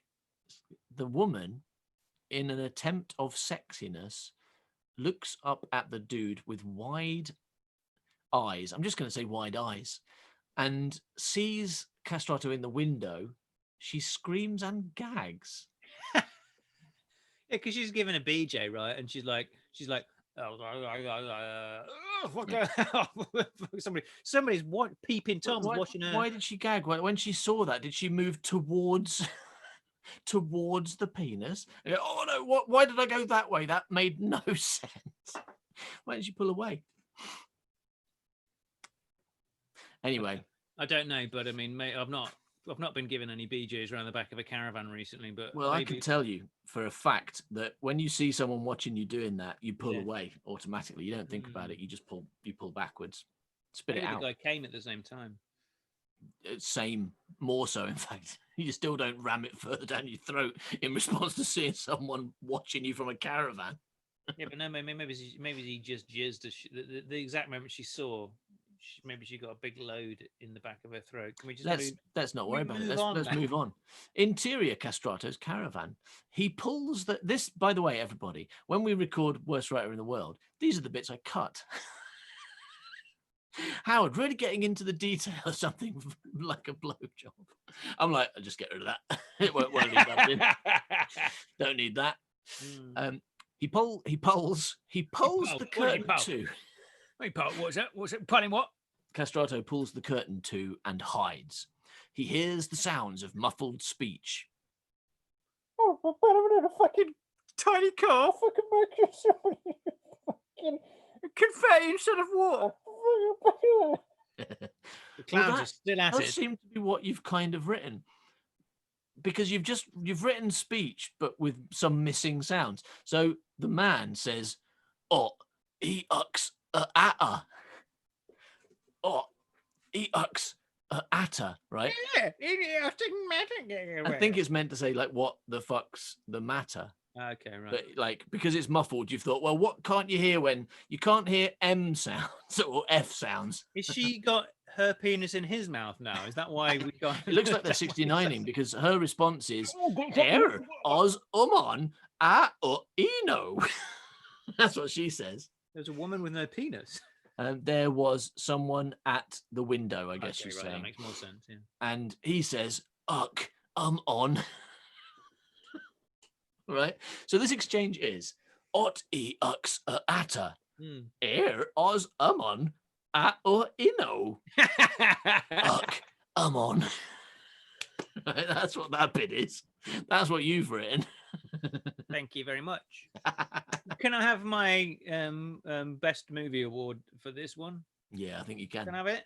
Has anyone got a best movie award for Howard?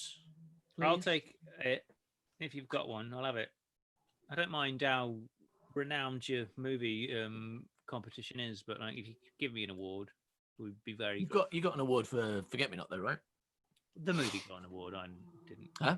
The movie got some awards. I didn't. Well, you wrote it. No, I got some bad reviews as a writer for it, but he got some awards. What award did it get, or awards did Forget Me Not get? Got like best movie at the London Independent Film Festival, whatever that is, and Best movie, really?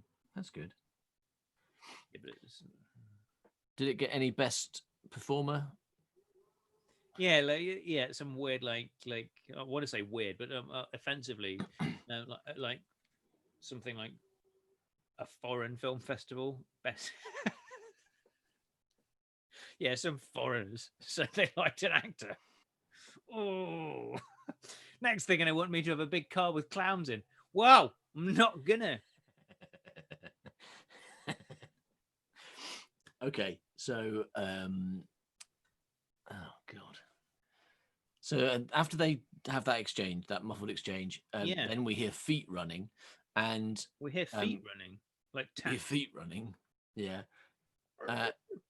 Castrato opens the curtain and sees the punters disappearing into the night. He closes the curtain again and looks down at his crotch. He gets his dick out and holds it up. So it sounds like it is detachable. Get it out. He lets go and it flops down again. Oh no, look at my scarf. Okay. He gets his dick out and holds it up. He lets go and it flops down again. Wait a second, he shakes holds it about up. a bit. Gets his dick out. Give me all your money, penis. He gets his dick out and holds it up. He lets go and it flops down again. He shakes it about a bit and toys with it, but it remains a flaccid thing. He's trying to get hard on. He puts it away and heads out. He's the problem with like because you know at the start of the movie it says like all nudity is only like inferred and you don't see any hard penises, right? Yeah, implied. Yeah. Well, and the problem is that like what he's done is he's seen a big raging hard on. And he's never had You've one seen before. someone getting a blowjob. Yeah, that's not nudity implied, is it? You're writing a porn. Yeah, well, if you're not supposed to see it, you're not. But like the problem is that like if we can't see it and he can't see it, this doesn't really make any sense. But basically, he's seen a big hard Jimmy, and he's looking down at his Jimmy. He's going, "Why is my Jimmy like that?" And he's like, "Come on, become a hard Jimmy. Be a hard Jimmy. Be a hard Jimmy." But his Jimmy never becomes hard. And then he's like, "Oh, fucking hell, why's my Jimmy not becoming hard?" And then he goes, "Should I go to the Jimmy doctor?" Go to the Jimmy doctor. Hey, doctor. Oh, I'm the Jimmy doctor. Yeah. Let me have a look at your flaccid penis. Let me just pop it over here through here. I think if I put it here, can you make it hard? No, sorry. Come on. Get your lips over there. Yeah, so he's trying to get a hard on, but Yeah. he can't. And this reminds me a lot of a scene in Rapunzel I thought you were where going to say your life. Catskin watches, I think, Henry and Elizabeth This having reminds me sex, a lot of last night. and then look like gets his lack of penis out and looks at it and stuff, right? And he's all confused because he's seen.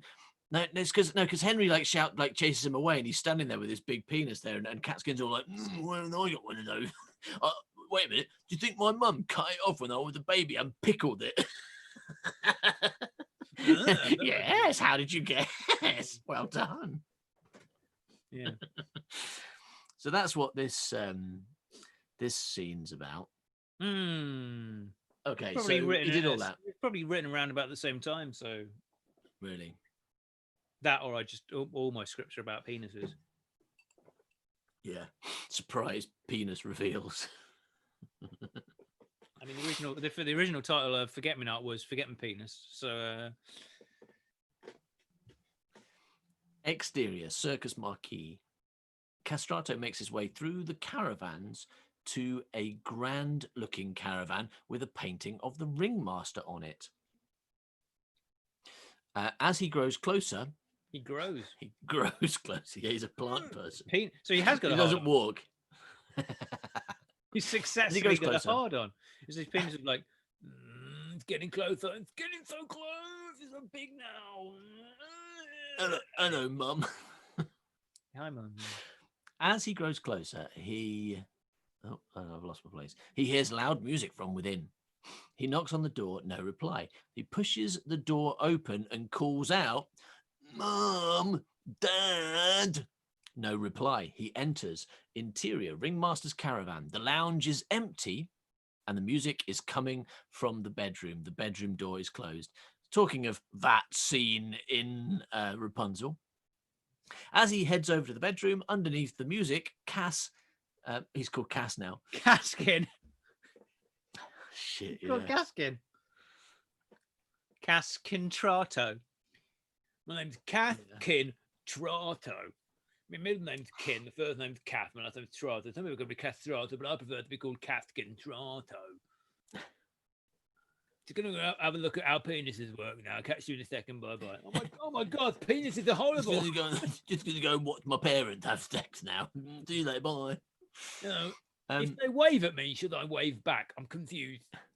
Should I wave at people who fuck? I don't know. Yeah, no. Let me tell you, with a bit more experience, let me tell you, yes, you absolutely should. Because if you don't, Yeah. a woman might get so upset that she has to have a baby that she can wave at, Wave at and that then instead. that baby turns out to be you. Maybe I don't know. Oh fucking hell!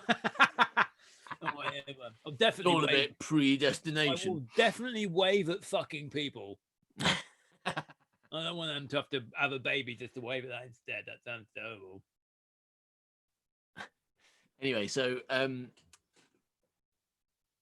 he heads over to the bedroom. Underneath the music, Cass can hear human voices groaning and some screaming. Caskin.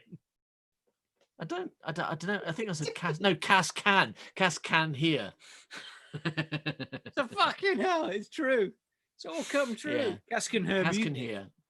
Cass can... Yeah, I would have said Cass can hear. Cass can hear human voices groaning and some screaming. What is going on in the bedroom? Yeah, what is? Groaning and screaming. Ah! Murder. Sounds like murder, right? It's like his dad's murdering his mum or something. Or they're vice playing versa. Mousetrap, because that was like quite an exciting board game. Wasn't it? Dad, what you doing? We're just playing Mousetrap, mate. Just just playing a walk game of Mousetrap. Strip Mousetrap, nudie Mousetrap. Mm. Well, maybe one of those terrifying sharks has come during the sex act. Yeah. Oh, I closed my eyes for a second, a shark came. Oh, crikes. Oh, crikes. Flaming shark. Okay. So, Wait a second. So scared. somebody's accusing me of having only 5 characters, I think. Fawny Katie says Howard has the same 5 characters in his scripts. Well, let's count them, shall we? Let's do that. So, we've got number 1, Doctor Who. Yeah, all right, I'll give you that. Jamie. Yeah. Will. Oh yeah, Will's really common. Only 3. Yeah, that's And a that's Scottish 3. woman. You're wrong. 4. It's 4. Doctor Who. No, because I mean, Eve and Annalisa are distinctly different. I think it would be a stretch to call them the same character, even though I mean I did them the same, but I don't think we can blame you for that, even though it was your idea and you suggested it. Yeah. But I don't think we should blame you for it. So we're going to say Katie is wrong about that because actually there's only 3. It's Doctor Who, Jamie, and Will. Yeah. Anyway, back to Will. Because Jamie's Who? playing all those women as well, isn't he? Yes, yeah, that's true, actually. Yeah. Okay, so scared, Cass slowly opens the door. Interior, bedroom, on the bed, back to Cass. His dad is banging his mum from behind. She is banging her. Banging She my is- mum. She is screaming with delight. Woo! I mean, that is what you're writing.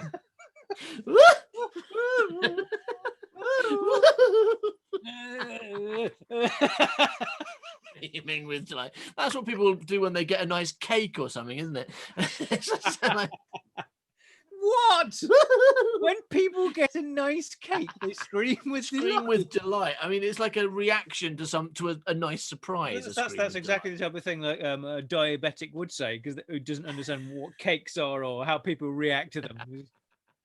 Yeah, like apparently people that like sugar, when they see a cake, they're like, woo! They have orgasms. I think they do, though. I mean, people get really ridiculously excited about cake. And actually, they seem to find sex quite complicated. So, Well, I mean, the thing not about really cake, understanding. you can buy pre-made cakes, so that is far more simpler than banging your wife. Right, but not really understanding either cake or sex. I find people's reactions to them as an outsider, not really indulging in either, quite similar. I don't, because what I was actually saying is describing something as she is screaming with delight doesn't sound like the way people sound when they have sex. Screaming with delight. Cheesecake. Cheesecake.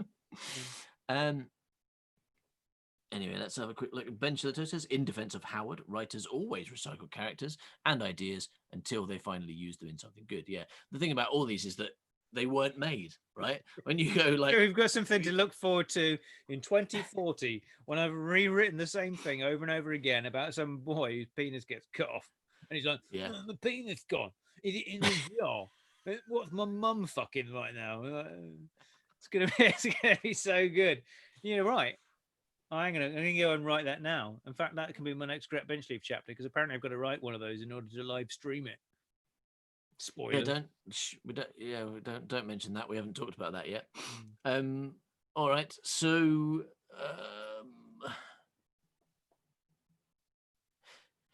his mum is screaming with delight and his dad is groaning wildly. Groaning wildly. I mean, what? That's that scene. And scene. Cass stares in horror at this, then slowly backs out, never seen by his parents.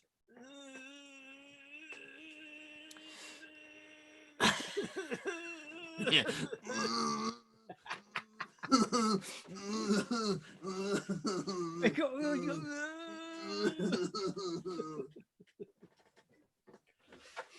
Good. That's Did you hear something, husband man? No, I didn't. Wife. Okay. Exterior. Boobily Doctor Who. Now, I don't know whether many people have seen this amazing thing. This is actually a gift from Ben Shillito, one of the best. Have I seen it then? Which is this piece of artwork signed by the author, Chris Cummings, and he had a go at writing boobily Doctor, writing boobily Doctor Who, but it actually says boobly Doctor Who. But that's okay. Is he a Doctor Who writer? That guy? No, he drew that. He's an artist. Okay. Yeah, he drew her boolies. Okay. I have got a feeling that Ben Shillito might have written to me to ask if you'd like that. I have a vague memory of that happening. What did you say? I was at your house. Oh, so I just told you, did I? I was in the room with you. We were recording. Us to keep secrets from each other. I was in the room with you and we were recording, and you went like, Ben Shillito just messaged. And we were like, "Why?" I guess I would have asked you because I don't know if you want that. That's the thing. Much as we know each other, I'm like, I don't know if he wants a bit of Doctor Who art. So I would have asked you, and you would have said yes, please. Yeah, I want stuff. If you're any doubt whether I want stuff, I want it. Yeah, don't know what stuff they're going to send you now. I'll take it. If I don't need it, I'll give it to my neighbour. So, exterior, Circus Marquee. In a world of confusion, Cass heads back to his caravan. En route, he Sounds like encounters World of confusion. Cass heads back to his caravan. en route. He encounters Popo, a dwarf. Yes. Fucking Sat yes. out on the Popo. steps of his caravan. Hello, my name. Wait a second. Hello, everybody. It's me, Popo. If you don't know me, a wizard's gonna fucking murder you. All right, now which non-offensive voice should I use for Popo the voice? Popo the dwarf. The whatever he is, the dwarf, huh? What's wrong with this voice with Popo? Why is that offensive? Well, give him the old major then, if you want him to be cool. He already used him for the guy who was getting blown though. Yeah, but I mean, you have been known to recycle voices. Not one page later. Malcolm, Malcolm, Grandpappy Do, Hitler the dwarf. Hello, it is me, Hitler the dwarf.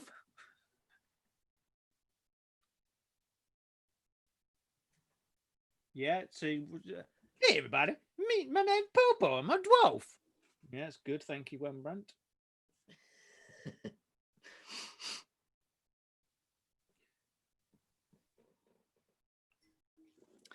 I tell you, I should use a voice that never got that much opportunity to be used of Uncle Josiah. Oh, right? I thought you were going to say, I mean,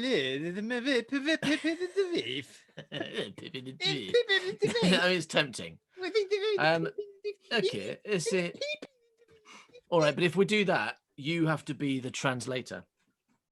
King. Or- No, I mean to you do the correct version so everyone can understand. All right. So, Popo the dwarf is sat out on the steps of his caravan, and Popo says, "Have you, Chris?" Oh, hello, Chris. Yeah, we. A character called Cass has just walked up. Hello, Chris. Oh, Hello, Chris. oh, hello, Catskin. I'm not sure about these translation, this voiceover translation. I'm not sure. I mean, how accurate often it the is. translations are wrong, but I mean, let me just go with it. Yeah. Oh, hello, Catskin. It is me, Popo the dwarf. Popo. Here, this emitter Kvid. Oh, what is the matter, Dennis Quaid? Kvid. This emitter Kvid. What's the matter, Quaid? What's the matter, Quaid? This emitter Kvid. This emitter Kvid. What's the matter, you cunt? Can you think a bit the weird with the V in it, you know, because we have an id of it. So you go, hey, what's the matter, Kvid? What's the matter, Quaid? Yeah, what's the matter, Quaid? Dennis Quaid. It could be, but it could also be, what's the matter, Kvid? Quaid, kid. What's the matter? What's the matter, kid? Something weird is going on. Oh, he's nailed that one, hasn't he? He's really, that is true. Something weird is I'm going glad on. that that voice is finally like properly in it now. Yeah. That one, yeah. No, that one, I never used that one before. It's good to finally find a place for this Something voice. strange is happening. Yeah. Yeah. Even to take the pv a bit. Ah, would you like to talk to Popo about it? Nailed it, yeah. I don't know. Kvim in Swede, I'll give you a drink. Come inside. I'll give you a drink. And maybe I'll show you my puppies and give you some sweets. Would you like to get your flaccid penis out right now, Popo? Oh, no, I'm Popo. No, you're Popo. Yes. Well, you're not. Yes, I'm you're Popo. translate. Yes, if you'd like to get me flaccid penis out right now, thank you very much. Yes, I would like to get my flaccid penis out right now very much. Interior, Popo's caravan. They sit with whiskies. The dog. And she, with whiskey's the dog.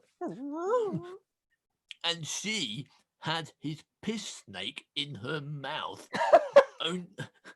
Only it, it was stood up like it was being charmed. It was stood up like it was being charmed, but it was in her mouth. That's what Cass is saying. At the He moment, said she had right? she had his piss snake in her mouth. She had this piss snake in her mouth, only it was stood up like it was being charmed. Hmm. And Popo says, Shvi, he had a hvidin. Translation, please. Ah, true. He had a hard on? Sure, he had a hard on, yeah. Ah, yes, Shvi, sure. He had a he had hard a on. hvidin. Ye never had a hvidin. Have you never had a hard on? A hard on? A hard on? You don't have to translate, Cass. Your parents never told you about hvidins? Have your parents never told you about havidons? About hvidins? About hard ons?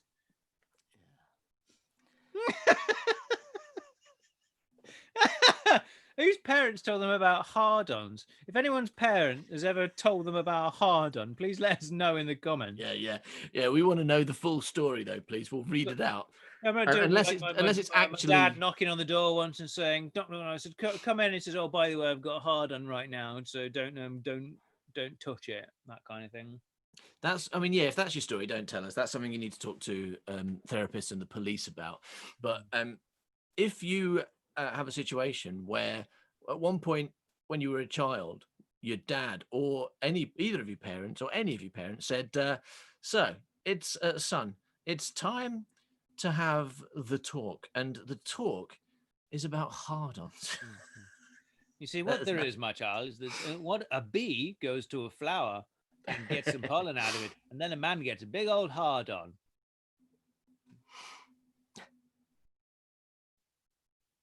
All right. So, hang on, what? So Popo says, your parents never told you about herdens.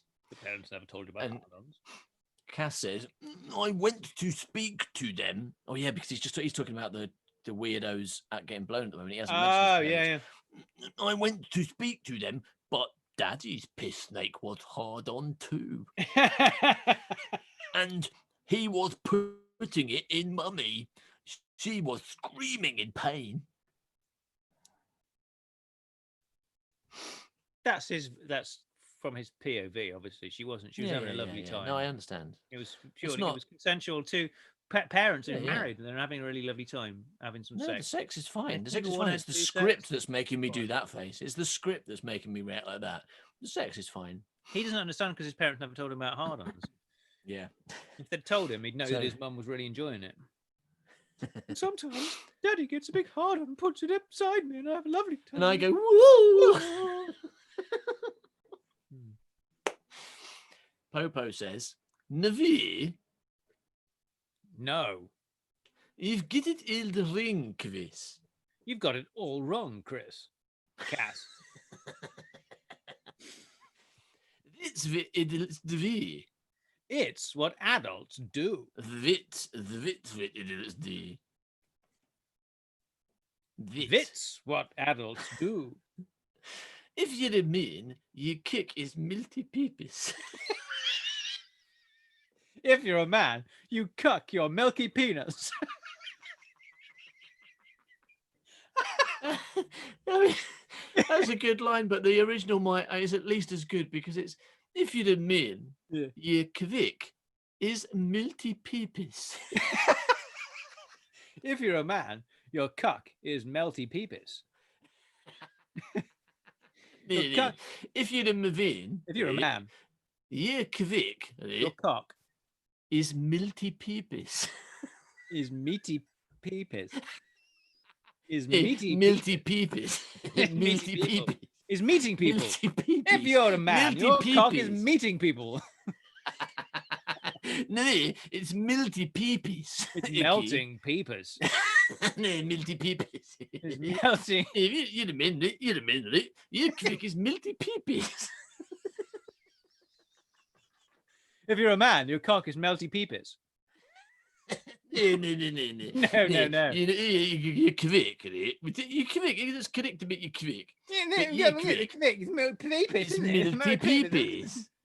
Milty peepees.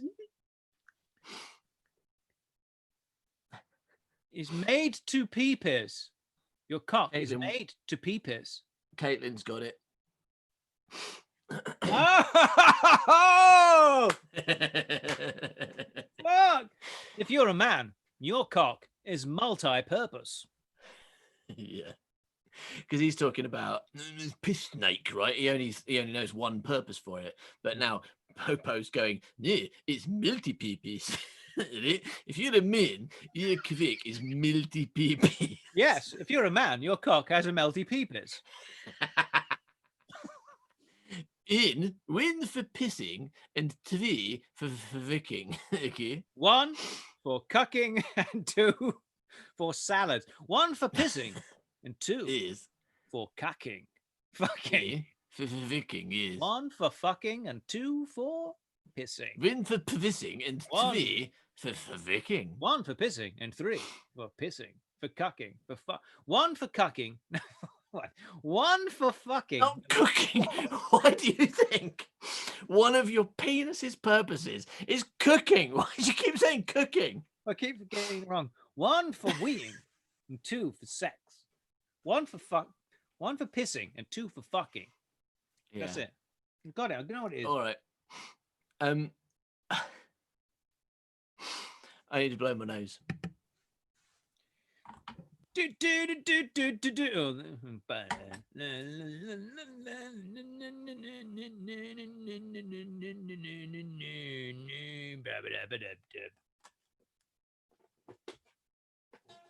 Tell you what.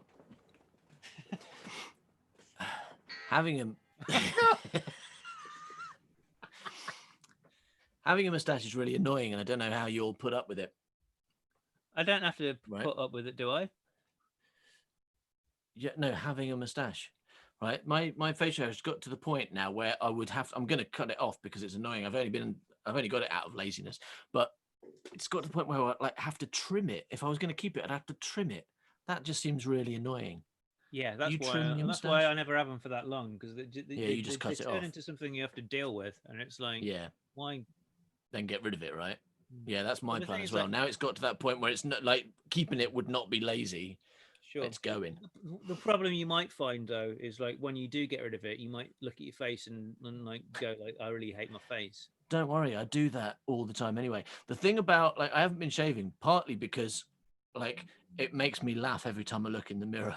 Yeah, Right? It's really funny. yeah, it's fun. And especially because like on this actually I think it looks like it kind of suits me, but in reality it doesn't at all. I look really stupid. And if you might think I look stupid now, but imagine at least like 50% more stupid, or look a lot more stupid than I look on this. And so every time I see myself in the mirror, I think it's hilarious. so that's been fun, and that's been another reason not to shave. But now it's getting really, really annoying. Yeah, it will do. Okay. Ben Shillito says, "Shave on camera, you sexy bear." Yeah. I Do you don't want to do wanna that for charity? No. Shave your moustache? No. Take ages, wouldn't it? I don't know. I don't think it'd be that much. I don't think it would be as much fun to watch as you might imagine.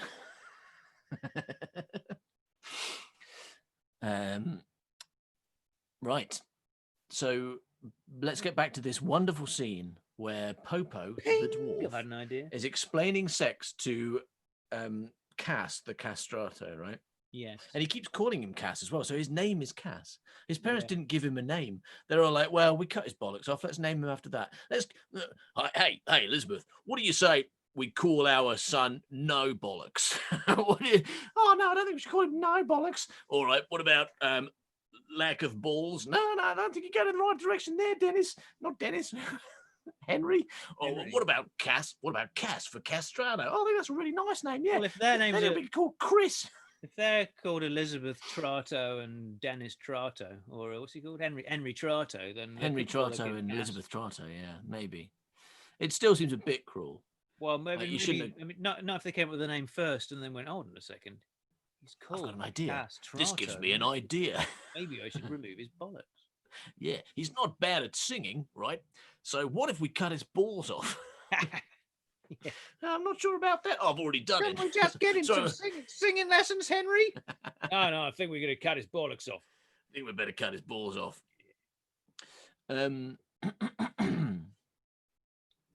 Okay, so we're having that conversation.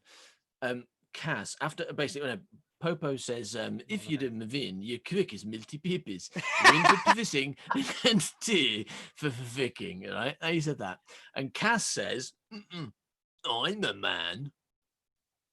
And Popo says, then you should get a in. Oh, then you should get a hard on. I can't. Then ye need to move in. Oh, harsh. I'm not going to repeat that. Oh, J.K. Rowling's back again with a reductive idea of what gender is. If you can't get a then you need to min. Oh, I there's a mean, kid yeah, in exactly. my I mean, back- that's rich coming from a dwarf. Um, Am I helping or making things worse? making things worse. I just noticed next door neighbour's kid has just come out into the back garden to play. So I'm going to close the window because I really don't want her to hear. She's like 7. I really don't want her to hear any of this. Okay, so I'm just going to close the window. Like this, you can use this if you like to get rid of her.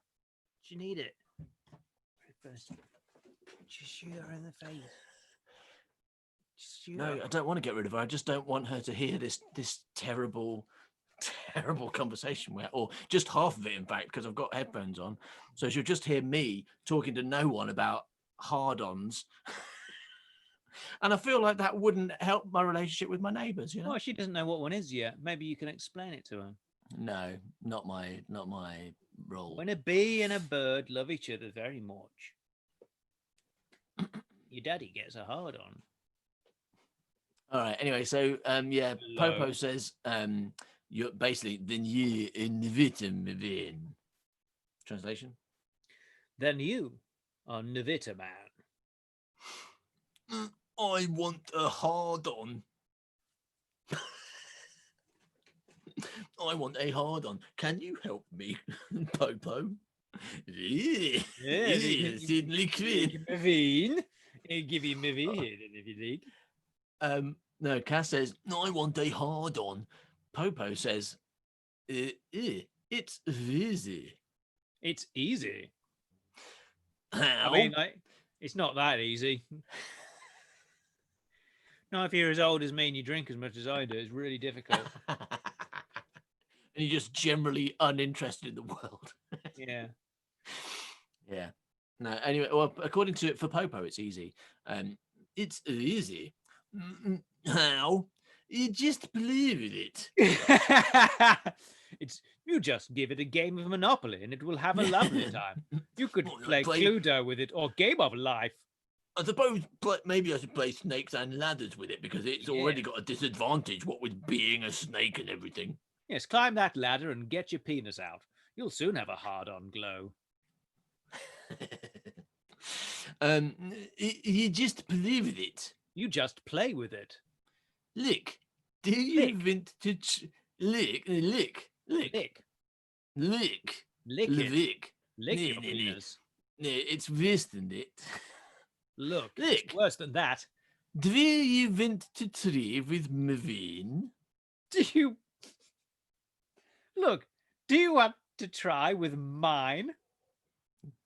Cass does not answer, but Popo gets his wang out. That's what that's what it says. How That's old? what it says. How old is Master Castrato in this? Did it say? Don't think it I said, think did it? he's probably old Of enough to play age, with of a age, dwarf's yeah. penis, I should imagine. Yeah, what is the age of consent for playing with a dwarf's penis? I'll be certain to ask that when I go to see the judge on my monkey fellatio charges Yeah. on Just the, say, on Monday. oh, Judge, just for future reference, Yeah. how old do you have to be to play with a dwarf's penis? Okay. So he says, do you want to play with me? Cass does not answer, but Popo gets his wang out. Don't be afraid to twitch it. Don't be afraid to touch it. Cass is afraid. Yeah, get out of there! Get the fuck out of there, Cass! I mean, it Run depends away! if they are both adults. I mean, it is very forward, but he is still going, do you want to have a go? He's not at the moment. He's not being too aggressive about it, right? No, he's not forced him. That's true. But He's we just don't said, we "Would don't you know like what to?" the power. But he didn't say yes. And like, if someone goes like, if I say No. to you, do you Do you want to play with mine? depends how And I long just the don't pause say is. anything. If I say, do you want to see my penis, and I don't give you long enough to say no, thank you very much, and I suddenly swap it out. Yeah, and even if there is a long pause, if you haven't said anything, that's not a yes, is it? It's not a yes. That's nodding not. for a That is while. not a yes. Anthony's nodding. Yeah, and it does seem like Cass is a bit.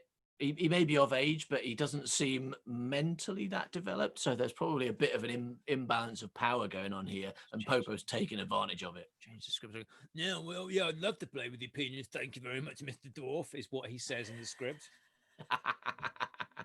Because it's a very PC woke script about. No, it's somebody not that wants okay. to This is touch not dwarf okay. Penises. Oh, could I touch a dwarf penis, please? That's my favourite thing in the world. How many have you got? Can I have? I got 5 of them. I'm going to get you 5 dwarf Actually, I'll penises. tell you what. Let's touch 1, 2, 3, 4, 5, 6. Only the 6th penis, and I wasn't expecting you to find out that's mine. Oh my god! What was it doing there? Sorry, I'm reading on. All right, brace yourself, everybody. Here's what happens next. So Popo gets his wang out. Says, don't be afraid to twitch it. Don't be But Cass afraid is afraid. to touch it. Cass is afraid. I'm Popo. afraid. What? Just everybody. I mean, it Brace doesn't yourself. describe why he's afraid. Because the thing is, his penis is dressed as a clown, and Cass hates clowns. It's like, do you want to watch me put this in a very small key? In a very tiny key. Would you like that? I think the clowns should have big cars. Cars too big that you can, it's not weird when like 4 clowns get out. All right, so Cass is afraid. Popo strokes his wang, and Cass watches wide-eyed as it stands to attention. That's some impressive waking up right there. Just stroke. Stands to attention like a soldier. Yeah, as it puts a uniform on. That's a Drawn thing, right? With something with a nipple. Yes, standing general. Something about that's nipples. Nipples like generals, right? Drawn like a moth to a flame, Cass slowly reaches forward to touch Popo's wang. Right? Popo tries to kiss Cass. Cass pulls away and runs from the caravan. And this is the most disturbing bit because Popo pursues. Right? Exterior, Popo's caravan. Cass runs away. Yeah, but I mean, Popo yells after, Kvindvik, ye fucking prick tvi.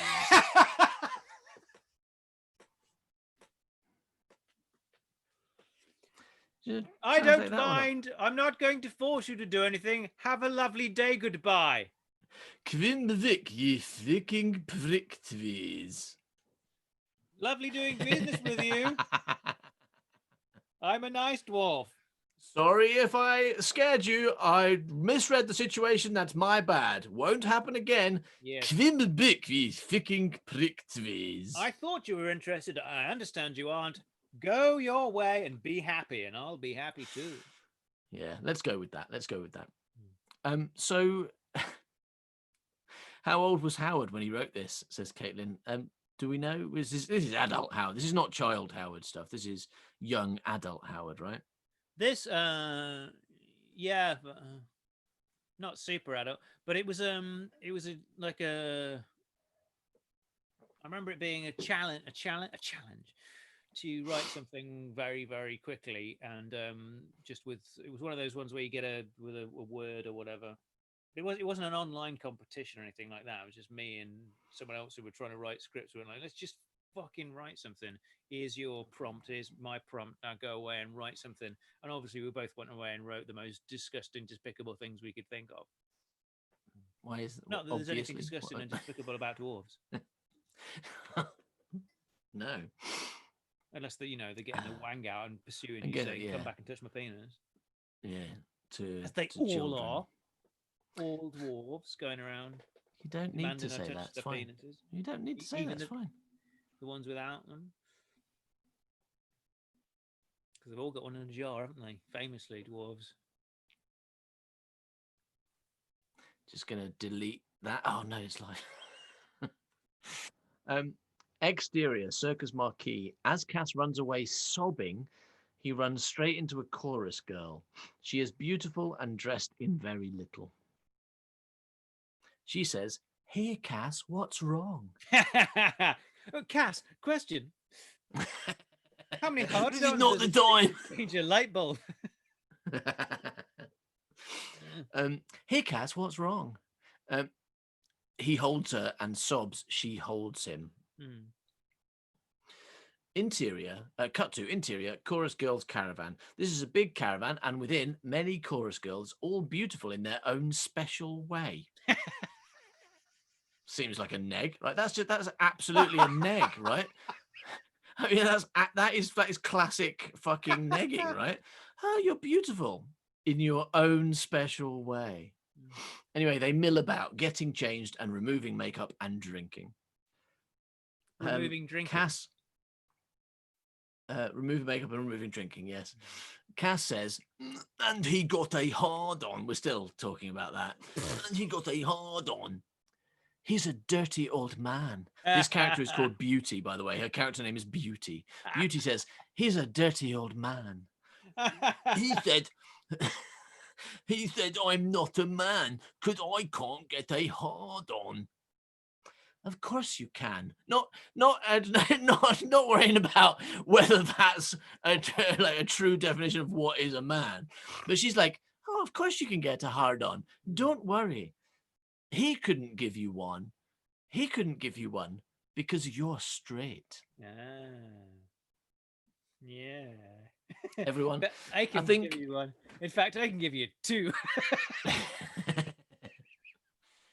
I think we all know where this scene's going, and I think before we get there, I need a break, right? Can we have a quick break before we continue with this? Like it's like, is it just going to be somebody with a floppy penis going from caravan to caravan in the circus? It's like a children's story, isn't it? But the dwarf wouldn't give him a hard on, so then he went to the clown tent. Yeah. The problem is, son, you've got to find something funny to get a hard on. Let me do a joke at you whilst I wank you off. And then they just keep doing that. You did write something like that, right? There was a. Isn't that in fact who? No, the one hard on got into a tramp sack. I think it's something we didn't. No, I'll tell you what I'm thinking of. I think I'm thinking of Hoopy Poopy Farm, which is an unreleased conversation. It's not something you wrote; it's a conversation we had. But the idea behind that was, I think it might be an extra in something, but I feel like we never quite got round to releasing that, but I could be wrong. Sure, but that is a kind of standard children's book thing where somebody needs. You're looking for something. To various different people who teach them wrongly until they learn the correct lesson of how to get a hard on. Famous children's book structure that is all about getting hard-ons. I can't get a hard on. Of course you can get a hard on. Let me stick it between my wangers.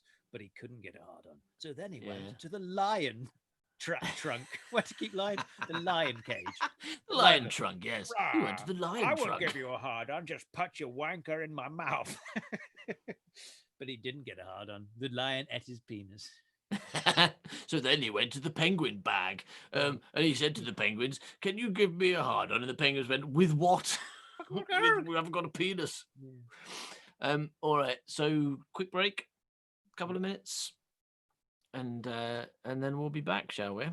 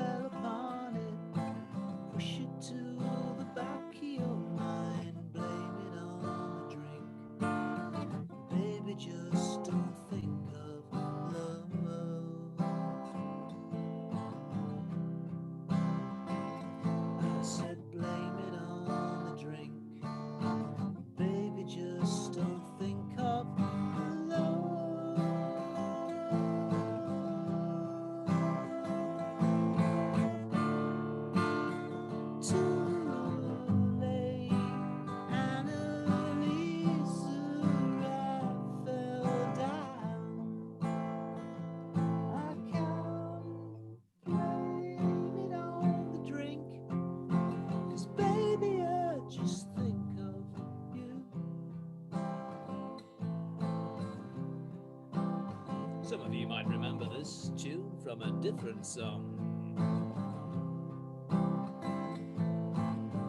Oh my higher.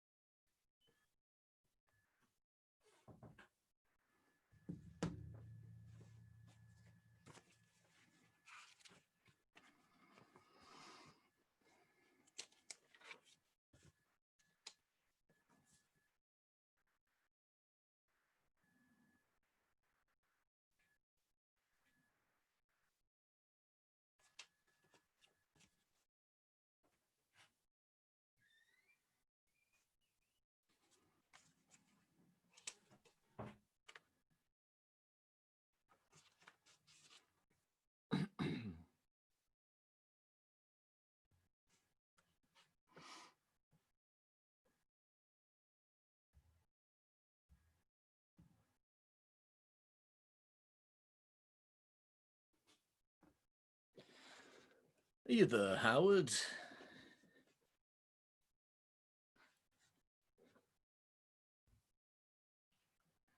Got some.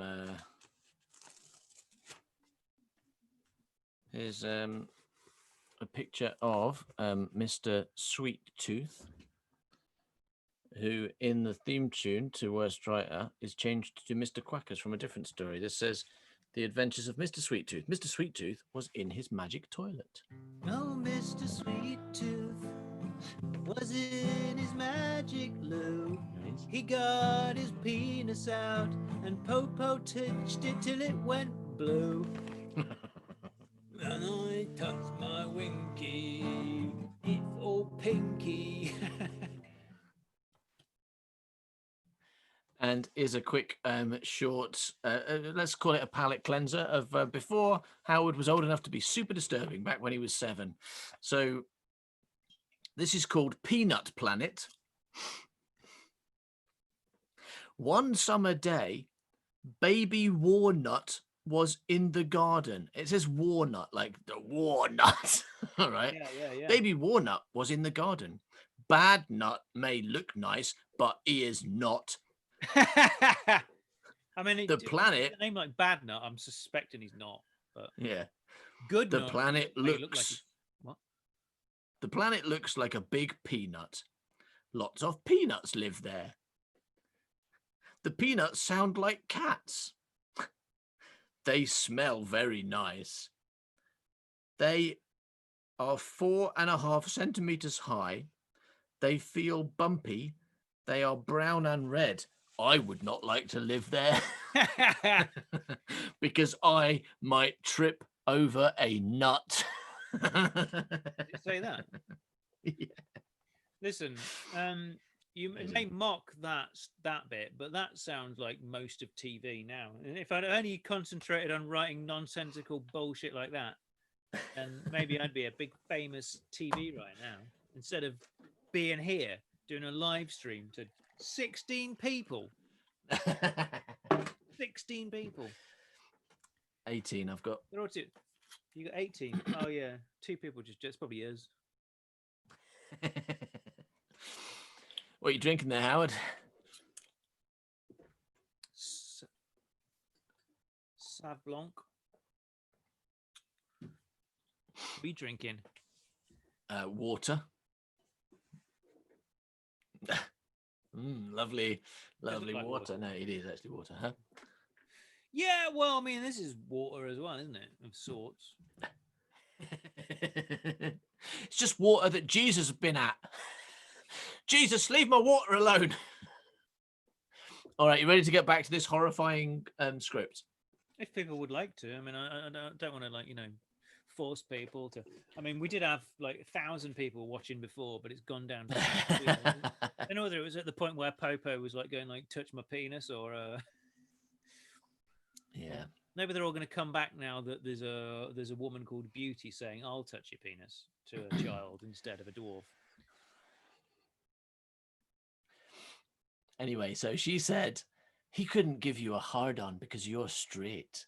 And Cass says, straight? Men? Just the wording that you chose. You chose to go with men are supposed to like women. Men yeah. are supposed to like women. That's what she's saying. Yeah, Remember, it's this character. It's a this dodgy is character weird moment. circus It's, set in the past, but yeah. I don't, Cass obviously men says, are supposed to like monkeys, as we all know. Men are supposed to like monkeys, and if they choose to like men or women, that's fine. But they should. fine, but they're supposed to like monkeys. Men are supposed to like women, like mum and dad. Exactly. You ever liked a girl? No. Says. No, they're horrible. They're all got girl germs. I mean, she could be very wrong here. So you're straight. That's why you didn't like that dwarf trying to molest you. That doesn't mean that you're straight, does it? No, because he just likes. Maybe it's the men he likes just on a little less molesty, and he may probably be a bit younger. Yeah. I mean, I like in fact, my sexuality. I am a I don't know, what would you call it, a dwarfosexual, but there's something about the aggressive molesting that didn't do it for me somehow. Yeah. No, she says, you ever liked a girl? Dunno, no. She says, but you like me? Of course, you're really nice. And how do I look? You look beautiful. And looking at me as I am now in very small clothing, do you not get around?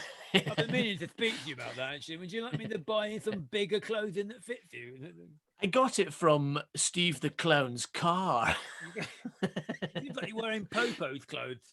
Are you wearing Popo's clothes? And then she's like, I am Popo. Oh, no. The puppy and No, stiff no. kebabs pretended to be a woman with like strap and babies. And looking at me as I am now in very small clothing, do you not get aroused? Aroused? When you look at my bra. My bra. When you look at my bra, do you find underwear arousing? Yeah, pretty much. Do you find cloth in certain shapes to be arousing? When you look at my bra. Do I like boob-shaped cloth? Yeah. Well, think Alright. about it. No. No, I do like penis-shaped clothes, though. I like socks. A Big fan of particularly socks. dwarf penis shaped I'm dog. always putting my penis inside a sock and like pretending it's like a dwarf. I have you look at my so met bra. a woman, actually. Who said that? A woman did. Wembrandt says, Mm. I've never met a woman. Well, I have met my mum. She's a woman. Met my sister. When you look at my bra, do you not want to see what's in it? In it. What have you got And in doesn't there? that give you a stir downstairs? Not in the kitchen, downstairs in the kitchen. You You're got- stirring things in the kitchen. That does happen. Yes, you're You correct. got salmon in your bra. What kind of When you look at my bra, do you not want to see what's in it? And doesn't that give you a stir downstairs? She says. Cass says, I don't know. I don't think so. And Beauty says, here. She takes his hand and she just everywhere he goes. This is like the children's story you were saying about, but everyone's molesting him. that's what's happening. Well, I mean, She takes his hand. that's a good children's story, though, isn't it? Because it teaches children that people want to molest them and they should be wary. No, that's not a good story. She takes his hand and guides it forward to her magnificent chest. Cass feels it. Beauty says, anything? Cass shakes his head. No, not. Apparently not into boobs. She unclips her bra and removes it. Her milky white breasts are sizable and pendulous. That's the line you wrote. You're Her adding milky things white breasts now. are sizable and Don't pendulous. believe him when he says these things. I don't write milky white breasts or pendulous. He's making stuff up. I've not written that at all. He's just saying stuff to try and make me look like that's the kind of thing I would say. And I would never say that to him. Like, yeah, so we can't. Bottom line. Her milky white. Her milky. Her difficult milky not white to- breasts are. Oh, what? Sizable. Sizable and pendulous. That's what it says. Hey, I'll share the script with you all later. Hey, it's You can just see it's I'm it's not- a fact, okay? I'm just describing her boobs. Fact. It's a fact in this character I invented, yeah. All right. So her milky white breasts are sizable and pendulous. Again, she guides Cass's hand and he fondles her. She says, well, he shakes his head. She touches his crotch. And then she says, what's wrong with you? Oh no, shaming Oh, his God, it's penis. She's grabbed his knob and then says, what's wrong with you? Mm. Cass's line is a question mark, so I guess he just looks confused, right? And she says, you're no man. Oh, Yeah. So now he's had it from a dwarf and a woman. the only thing to do now is to hear it from Doctor Who. He goes to the top. Hey, you're not a Hello. man because when I touched your penis, it did not get hard. Perhaps Okay. you like Daleks instead. Try touching my Dalek. Doctor Who gets his Dalek out. Touch my Dalek. No, nothing. Anyway, she You're says you're not no a man. time man. You're not a time man. Get away. You're no man. I am a man. You stand up for yourself, Popo, or whatever you're called. Oh, God. One of the other girls interrupts. She says, maybe he doesn't like your type. Try me. Ow. She gets out her small, like brown coloured boobs. Musical montage. I Do the mean, music? Do you you want to do the gotta music give it for to us? young Howard. He's a genius when it comes to boobs. Then you see a musical montage of Yeah, of Cass groping people and being groped by them. She strips and gyrates and gets him to touch her. He shakes his head. She says, "Oh, sir, you're not a man." Oh, it is like a Things- children's story. It's more and more like It one. is. Things get faster and dizzier as the scene goes. Another strips. He shakes his head. Girl 2 says, "Oh, you're not a man." Another strips. He shakes his head. "You're not a man," she says. They all laugh at him and chant, "Flaccid boy, no man." They all laugh at him and chant, "Flaccid boy, no man." I mean, He cries and shakes his head and screams and runs from the caravan. I mean, I can understand them chanting "Flaccid boy, no man." I'm not sure why they're laughing. It's not that funny. It's quite, it's not funny, is it? No, that's really cruel Yeah. and weird. Yeah. I mean, not in any form of reality or anything, but like want to see things and people laugh on TV at things that genuinely aren't funny, but they're supposed to laugh at it because the script says so. I'm always like, it's just so weird. I think we're having a buffering problem. I think we're having a technical problem. With Buffy? Because a few people saying they're experiencing the live stream buffering, and my phone is doing that. My phone's on a circle at the moment, so I think we're having a connection problem.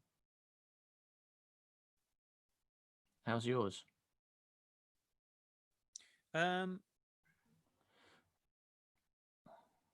Oh right, yeah. No, apparently that's the image from YouTube. It's gone. Yeah, I've got this frozen and just oh no, yeah, it's gone now. No connection. It was there before because I've seen it.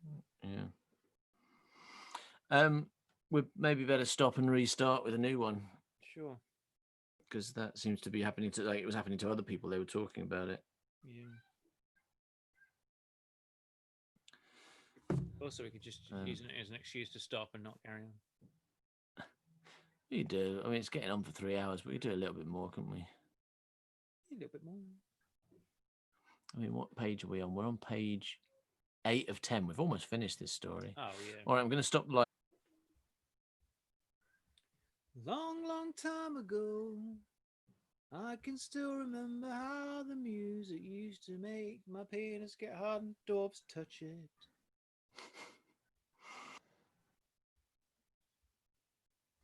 Not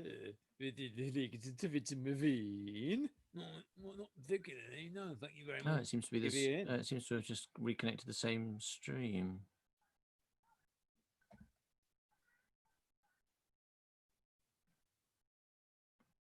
Turns out Bruce Willis is a ghost. Cast poisons. They're making up the end of it. We're stopping restarting new stream. It says live stream offline for me. Yeah, they arrest his parentals for cutting off his bollocks for no good reason.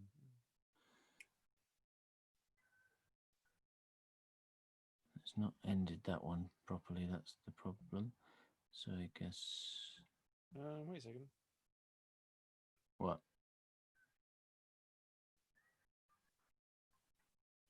Something's there. That must be an old part of it. Weird. Oh. How's your internet? Seems fine. Have a look. Speed test.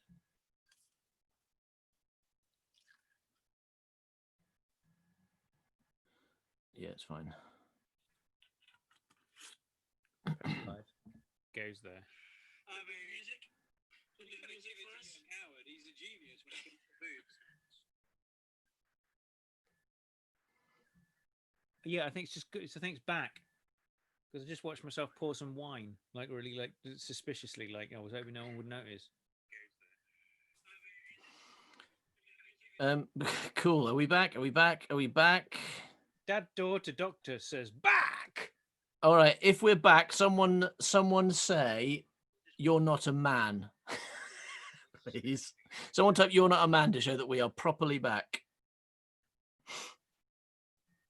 We don't generally encourage that kind of talk, Howard. No, we are going to shame you afterwards for being awful. Yep, there's Simon Bison. Caitlin says you're not a man. Mr. Soy says you're not a man. Bethany West, you're not a man. All right. Well, thanks, you scum. You evil, toxic, wicked people. Yeah, especially for somebody that wrote it, who obviously, you know, when somebody writes a thing, they're generally writing what's coming from within. And I was feeling like really low. I felt like I wasn't a man. Yeah. And Yeah. it was my script about feeling like, where do I fit in?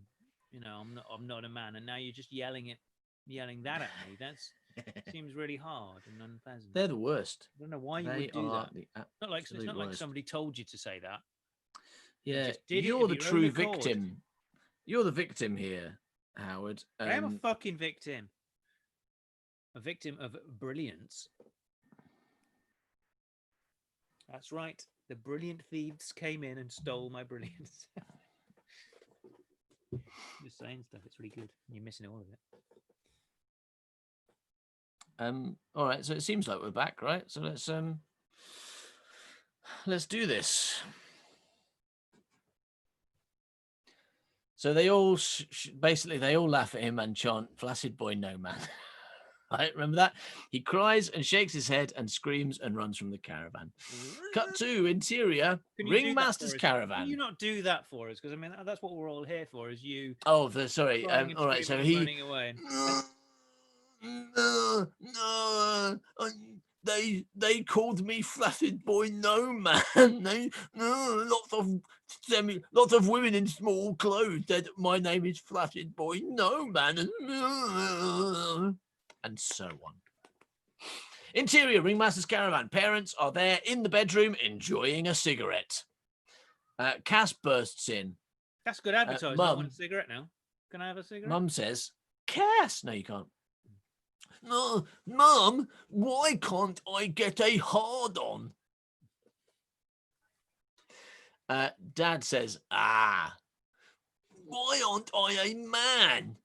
You're a castrato, son, remember? What? We asked you when you were 8 if you wanted to sing like an angel, and you did, so we removed your testes. This is some great biology from Howard here as well. I mean, what's great about it is the parenting, I think. Like, you remember when you were 8 and we said, do you want to be able to fly? And you said, yes. So we threw you off that building. That was your decision. Yeah. Remember when you were 8 and we were like, do you enjoy go-karting? And you were like, yeah, so we cut your legs off. You remember that? Yeah. Replace them with Like, look at that door, that very short door over there leads to somewhere really good. Do you wish you could get through it? Yeah, all right, we cut your head off. You remember when you were 5 years old and you saw a butterfly and you said, that's the beautifulest butterfly you'd ever seen. So Then we 5 killed minutes you. later, had another butterfly and said, this is really good. So we cut your penis off, Annalisa. Wow. Fuck. So, yeah, and Cass says, I was a child. I didn't know. Cass, son, calm down. There's still a chance you can become hard. They've just taken on this conversation with no worries about it. He's like, I can't get the hard on. Like, right, let's have this conversation now. Yeah, don't worry, son. There's still a chance you can become hard. It will just mean finding out what arouses you. You stop me being a man. He stabs them to death violently. What? Oh my God, what? What? He laughs as he does so. He stabs. That's what it says. That's what it says. Why is he stabs laughing? them to death. What reason violently. has he got to laugh? I think he was upset. I mean, Yeah, he's gone straight to him murder. Murdering them was pretty kind of like surprising, but the fact that he's laughing seems a bit unconvincing. When they are dead, and he stands smiling over them, he suddenly feels a stirring in his loins. My piss snake, it's being charmed. So he gets off. He gets off on patricide. The only thing, unfortunately, that was his one chance. It's not murder; it's murdering his parents. Definitely. I reckon. My Well. parents gives me a right big root on. I'm going to do that every day. What? What do you mean I can't do it every day? My pith snake is being charmed. Interior, Ringmaster's caravan. The chorus girls and dwarf are with a policeman. Beauty, we heard screams and they won't open the door. I'm a policeman. Would you like to show me where Doctor Who is right now? And I'll go to arrest him. If only it were that. If only it were so undisturbing. The policeman says, "Stand back, ladies and dwarf." Does he say that? Are you making that up? No, he doesn't say that. He says stand back. But the previous line was the chorus girls and dwarf are with a policeman. So he's lost his name. All right. The policeman kicks in the door. Interior, bedroom. They all strain to get in and have a good look. They do have a good proper kiss.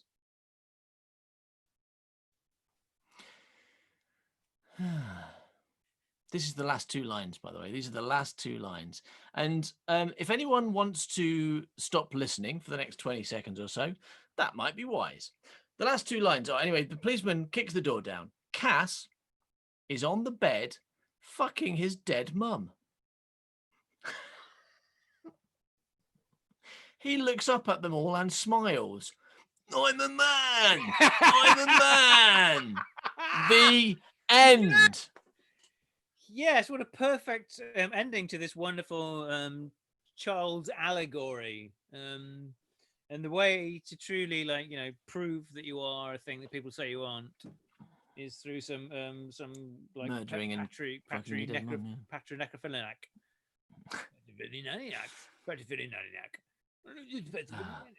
That's a good. I think it's pretty good, nice moralistic story, right? Good teaching. Good teaching lesson. Good teaching lesson. Was it a good teaching lesson?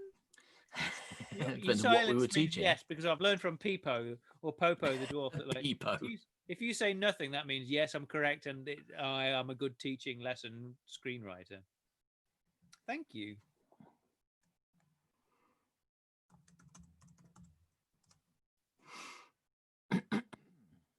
All right.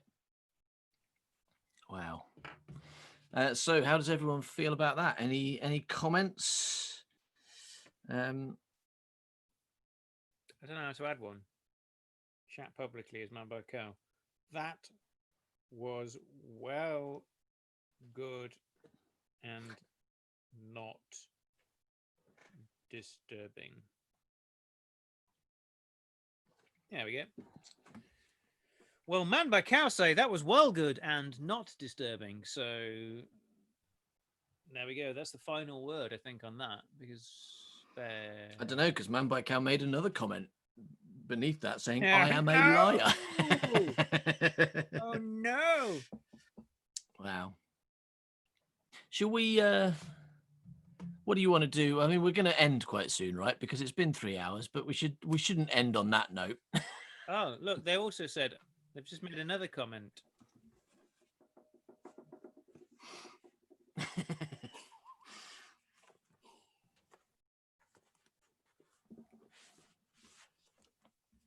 You saying it like all right, let's have a. That was great. That was a fantastic story there. Got a copy of let's have a couple of Me Duck, of course, here. Yeah, what's it say? Give us a bit called, of. Should be called A Up Me Book.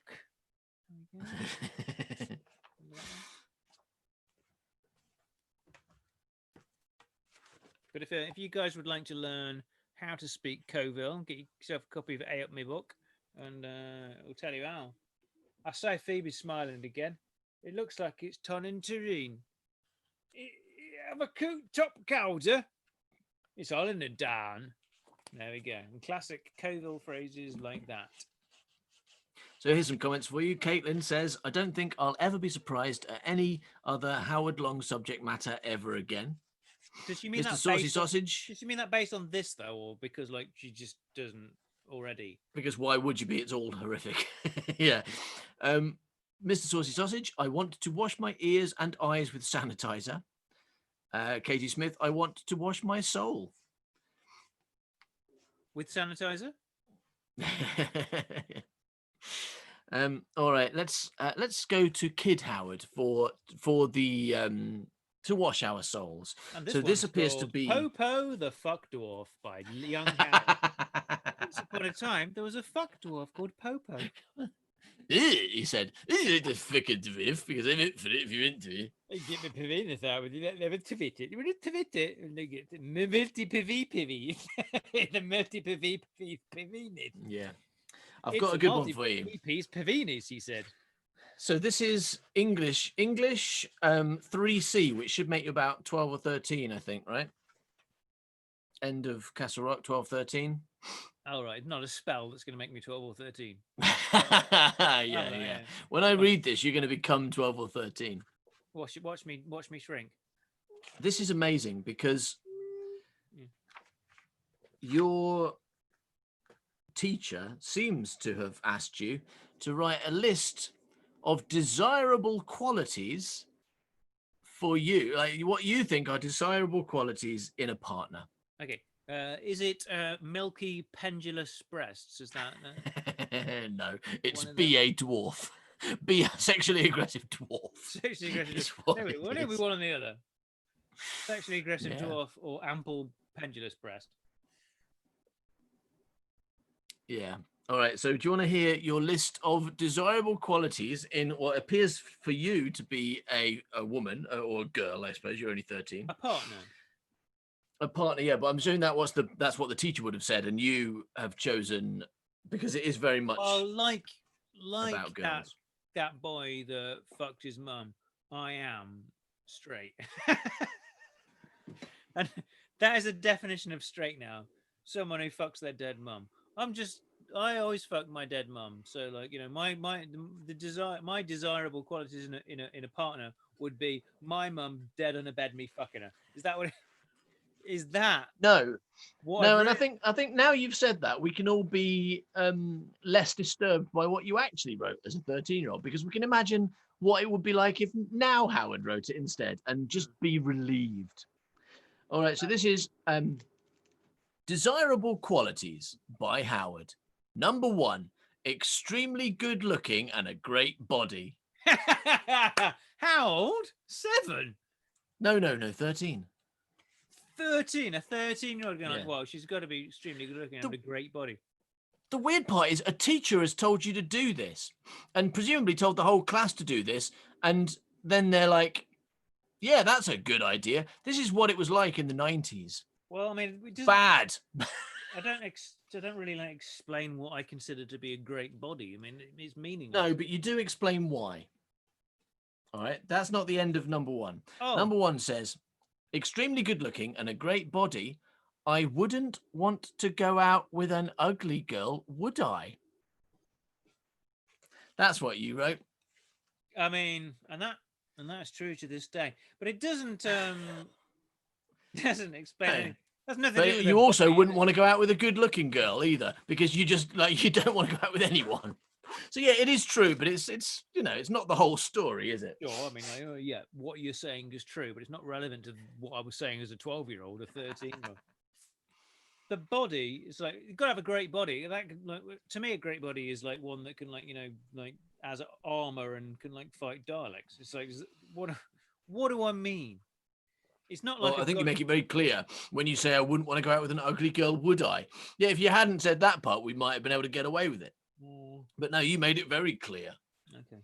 The thing is, like, I do really want to marry Buffy the Vampire Slayer.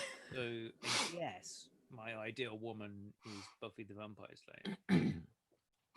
Okay. Well, She's the got a bright great side body. of that is that she is about the same. In fact, she's probably older than you, so that's good. Yeah. Number 2, mature. I wouldn't like to go out with an idiot. Yeah, because that's what mature. Yeah. Now that's because like some people like opposites attract, right? Some people like a partner who's very similar to them, and other people like someone very different to themselves. And I think That's that's what true. Howard's going for here. I mean, I don't I'm want to go really- out with an idiot because That's- then who's gonna answer the pub quiz questions? I'm really hoping that, like, when the girls filled theirs in, they didn't opt for that. Because They just probably went 1, not Howard. 2, I do not want- Howard. I 3, want to- not I want Howard. date an idiot, and I'm like, ladies. Caitlin says, I want to know more about the teacher that assigned this. Mr. Cotton, right? Yeah. Your English teacher? My English teacher and my form teacher for 3 years. I was in 1, 2, and 3C. Mr. Cotton. It He's does the say guy- 3C on the he's front. the Yeah, guy that it said- says 3C. Poor, fat, stupid Robert. At the Yeah, time, he was the guy who felt okay about calling people stupid, fat, and poor yes. in a class. Yeah, teachers back then, some of them weren't very good, and there was very little At the oversight. time, I didn't understand, and I was like, yeah, he's poor, fat, and stupid. Mm. And They affect and to you. be fair to Robert, he was poor, fat, and stupid. But And look how Howard turned out. This is Mr. Cotton's fault. A lot of what happens now is Mr. Cotton's fault But because now he I'm was like, he was his English teacher at his formative years of like but now I 11 to understand he was- 13. Those were things that were out of his control, and like I shouldn't have like ribbed on him for that. But the thing is, like, actually, I became friends with Robert Woodward. And Katie Smith says, "I'm worried what the teacher's motives were. I wonder if any of these kids fancy me." Good point. Yeah. If Caitlin their wants to desirable know- qualities are 1, be an English teacher. 2, be Mr. Cotton, the English teacher. 3, have sex with me, a child. Oh right, I thought you meant that Caitlin wondered if like Mr. Cotton Katie. fancied her. If what, Mr. Cotton? What? That fancied her. No, Yeah. it's in speech marks. Don't worry. Okay. Ben Shillito, 100%. That teacher assigned this to find out which kids thought she was hot, so she could seduce them. Mr. Cotton famously went by female pronouns, but that was his choice. That's Sorry, her choice. We'll technical with that. That's gone. Rose says, I had a lesson where we had to make mind maps of what we found attractive in people. It was a group activity. We were maybe 14 or something. Caitlin says, which Buffy? Oh, did they remake Buffy? I never saw that. No, they didn't. I know there was talk about it, but did it actually happen? No, it's not. It's not happened. The talk is still there. It's still like Okay. potentially going to happen. Oh no, But no, it- there was a that- film. There was a film, wasn't there? With Christy Swanson. yeah. Is that her name? Christy Swanson. So probably Kirsty. Might be Christy. Swanson. Yeah, let's go with that. I don't know. I have seen it, but a long time ago. Yeah, well, obviously I don't fancy movie Buffy. What are you talking about? That's a completely different, fairly normal-looking blonde actress. Okay. Well, So- but the thing, I don't fancy it because of the way she looks. I fancy it because of like the trials and tribulations and the exciting things that happen to her in her life, and like get drawn into it. Like that movie. Oh no, is you were just right. Rubbish, It says right? Ben Shillito says Christy Swanson, so I guess you were correct there. All right, number 3. So we've got so desirable qualities. Number 1, extremely good looking and a great body. Number 2, mature, but that means not stupid as far as young Howard's called. 3. Number 3, Big, a sense of humor. Big hairy fanny. And just guessing. I'm guessing. Why is that a problem? Anyone who wants to explain to Howard why that's a problem? Feel free to go ahead. Well, it isn't a Number problem. is 3, it? That's not a a problem. sense of What's humor. the problem is the belief now that you need to shave it in order to make someone happy. Oh no, the problem is you saying things like that, not anything else. It's just you yelling things like that. That's the problem. Number 3, a sense of humor. I don't like dull people. Number 4, intelligence. I would never go out with a completely brainless girl. Like a zombie. I would. I'd totally date a hot zombie. Number 5, not shy. I can't stand shy people. Yeah, fuck you, Howard. Fuck you. Number 6, friendly. I don't like cruel people. Again, opposites attract. I don't feel like both sides of a relationship should be cruel people. Right. Number 7. Able to fly. I don't like people that can't not fly. I only like people that can do fly. If she can't do flying, I would not like her. She's a stupid fucking non-flying cock. Number 7, honest. When people lie to me, I tend not to get on with them. How would I know? And number 8. Yeah, what you want is a good liar, because when I know people are lying, I don't like it. Number 8, sexually open. Remember, everybody, this is being written by a 12 to 13-year-old, set by an adult teacher and handed in and marked. Number 8. I don't know that fucking means. I want my future wife to totally be like bisexual and be fucking women because I want to be there when that's happening. I knew even then. I was like, I'm not going to be having any of the sex, so I need to marry a woman who's totally like bisexual, so I can just kind of like watch it. That's fair. Why enough. does she have to be bisexual to get sex? If you've got a straight wife, just let her have sex with other men. I don't want that. No, it's got to have other women involved. I don't think you get the choice.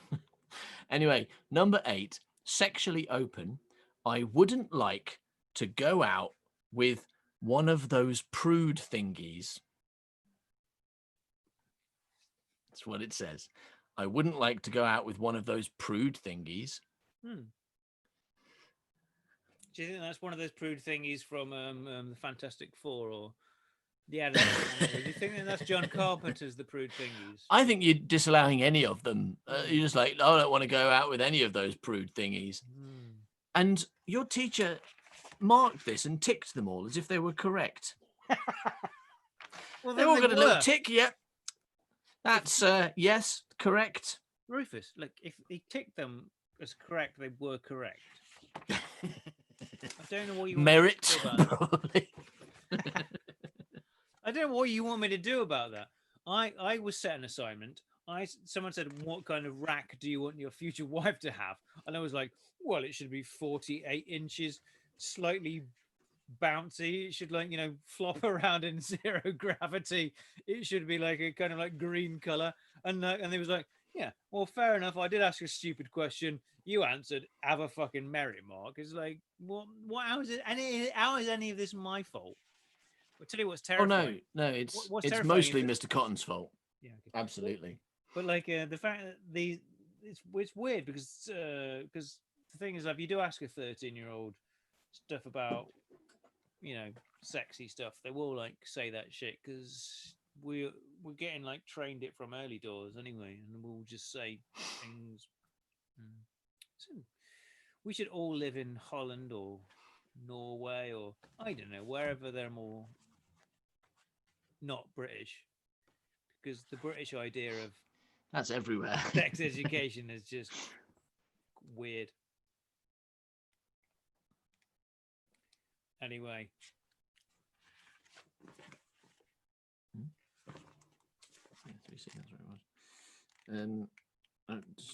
I don't think there was a mark for it. Someone was asking what mark. Is that Rose asking what mark you got? But it was ticked, but it wasn't. Didn't get a mark. I don't think I've lost 10 out of 10. That means. No, desirable qualities. Oh no, it did. 16 out of 20. Which is quite low for you. You usually get 19s and. You know what I lost? 17. Do we know what I lost the 4 points for? Did I show some compassion at some point? No, Mr. Cotton thought the first two were too similar. Number one, and I think which is not true, because number one is extremely good looking and a great body. I wouldn't want to go out with an ugly girl, would I? Number two, mature. I wouldn't like to go out with an idiot. And then he's written too similar on that.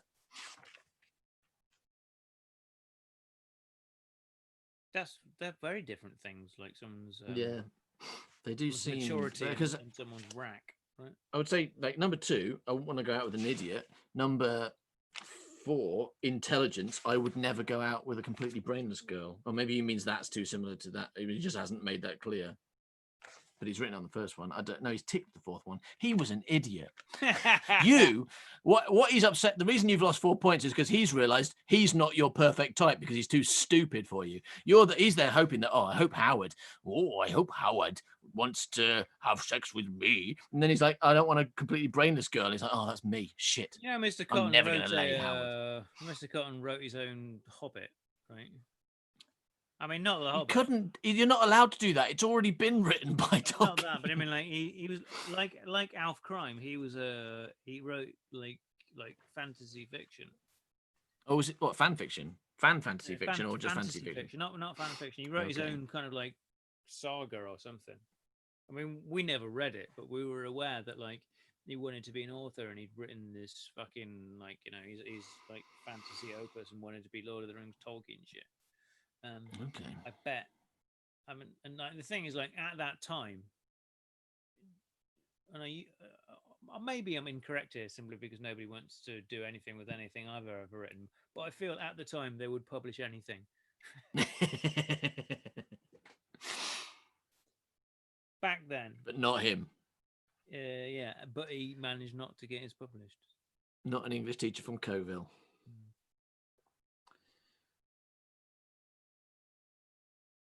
Unfortunately, I can't read what he's written at the bottom. It's 16, but it says very something reasoning here, and I can't read what that says. Very good reasoning. I don't think so. It might say little, very little reasoning here, but that seems quite harsh for 16. I don't know. Read Paul Me then. What was the thing about Paul Me? It's a slightly longer one, but yeah, it should be okay. All right. It's called Super Teach. Right on the top of the edge of a cliff stood Castle Cliff High School, named after the castle that used to stand there. The school was a little one with 3 teachers and the headmaster, Mr. Pickering. The 3 teachers were called Mr. Cotton, Miss Blacks, and Mrs. Moon. There were 70 pupils. 2 women teachers. I'm so woke. Did the headmaster have a moustache? Because apparently that is compulsory. You've got to have a moustache. So there were 70 pupils, approximately 23 in each class. Wow, this is fascinating detail. Yeah. What a great story. There are some pupils I wish to mention. Paul Me, brackets clumsy, Howard Long, brackets imaginative, and Dean Johnson, the school bully. Just those 3. Paul Me, brackets clumsy, Howard Long, brackets imaginative, and Dean Johnson, the school bully. There was a secret that Mrs. Moon kept to herself. In fact, there was 2 secrets. One, or were there? In fact, there was none. Okay, guys, you're gonna really enjoy conflict on Tuesday. That's conflict. That the first episode of Conflict is really good. Don't know about the rest. The second episode. No, I listened to the second episode yesterday and it to check it, and I still haven't sent it to you. But that made me laugh several times. Yeah, Right. Actually, the first one, the main thing I laughed at out loud in the first one was the song at the end. I was like laughing loads at that. It's just, and I've heard it 100 times, but it still makes me laugh. Anyway, there was a secret that Mrs. Moon kept to herself. In fact, there was 2 secrets. One, that there was a curse on the school, and the other, that when there was a full moon, she would turn into Super Teach. Now I'll get onto the story. It was a Friday dinner time. Dean was bullying a lad named Robert. Poor fat Howard. Robert. Howard was having brainwaves about writing computer games. Yeah. And Paul Me was tripping over the dustbin. Paul Me was tripping over the dustbin when an announcement came up on the How loudspeaker. long is he tripping over that dustbin for? Like just regularly just doing it? Really slowly. Continual bin tripping or? He's continually bin Yeah. tripping, yeah. And Paul Me was continually bin tripping.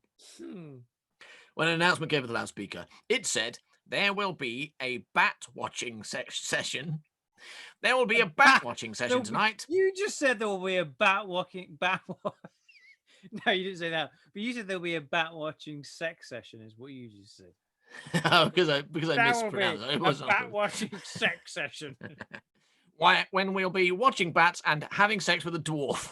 Yeah. If you don't want to have sex with that dwarf, you need to run away because it will pursue you. Yeah, this is compulsory. Oh God. So there will be a bat watching session tonight. If anyone wants to come, be here in the staff room at 11 p.m. You can't just turn up in the staff room unless you're a member of the staff, though, can you? You're going to be. No. 11 p.m. Full moon. 5 people turned up. Dean, Richard Hatter (brackets the Mad Hatter), Howard, Paul, and Alf, Howard's Alf? friend. You're right. All the teachers were there. guess Mrs. what, Moon ran into the toilets. Wait, Huh? before McCainty says, "Where's Pat May? Is she safe? Is she? Is she all all right? And Good question. one Good brat question. We just says, don't know. No. Carry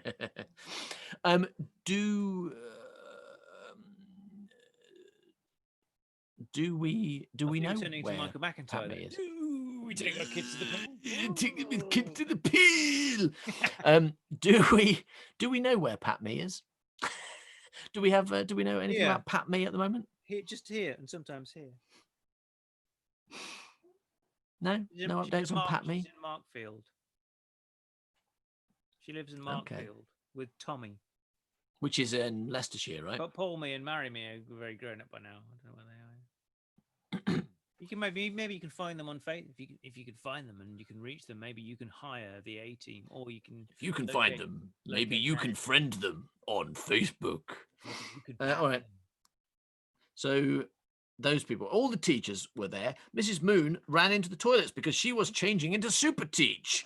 Suddenly, she heard cries from the staff room. Paul Me had fallen out of the window and was falling down the cliff.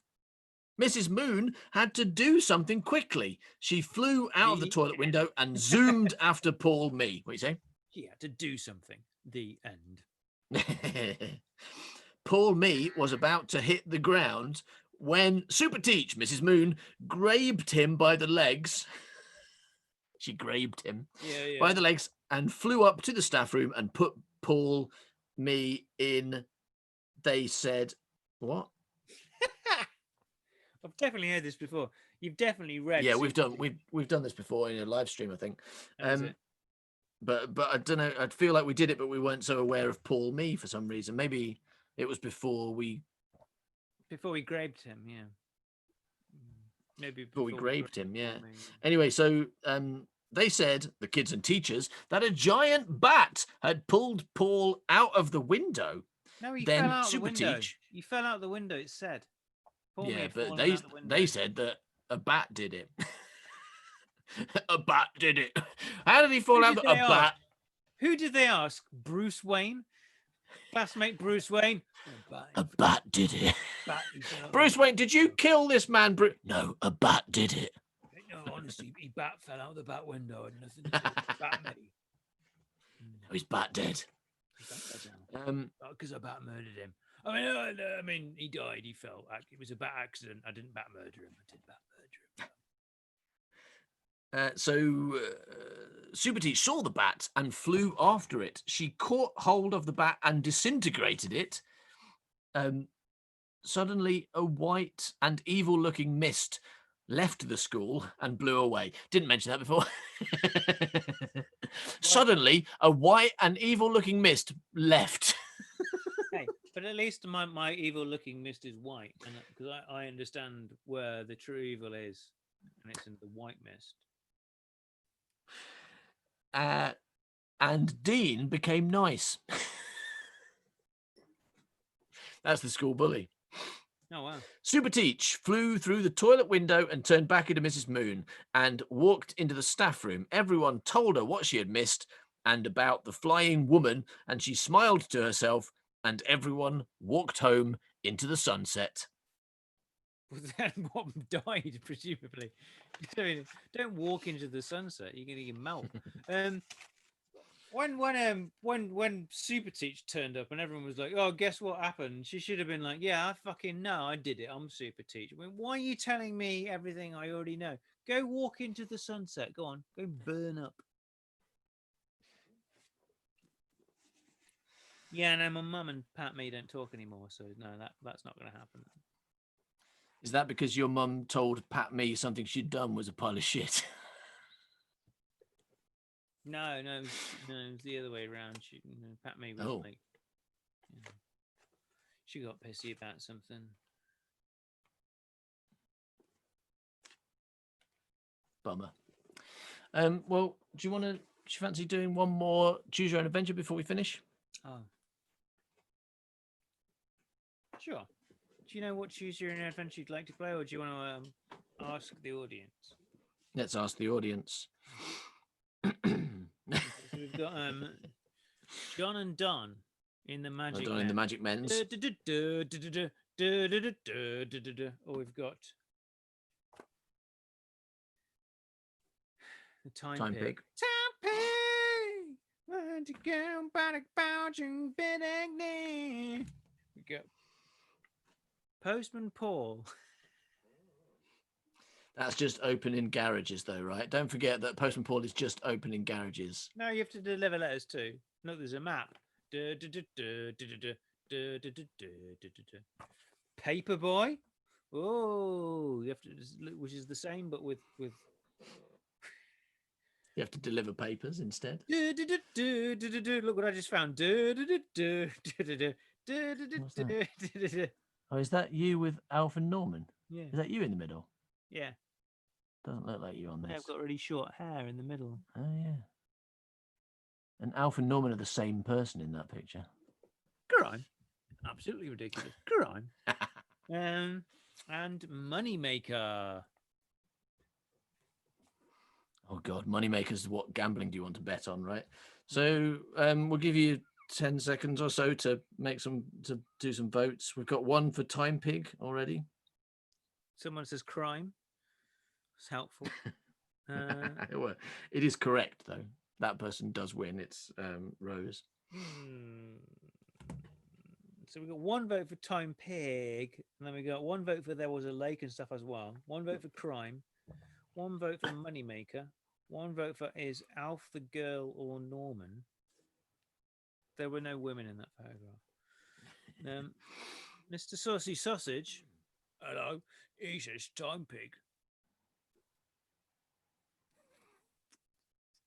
That's 2 votes for Time Pig. Should we go with Time Pig then? Oh, God.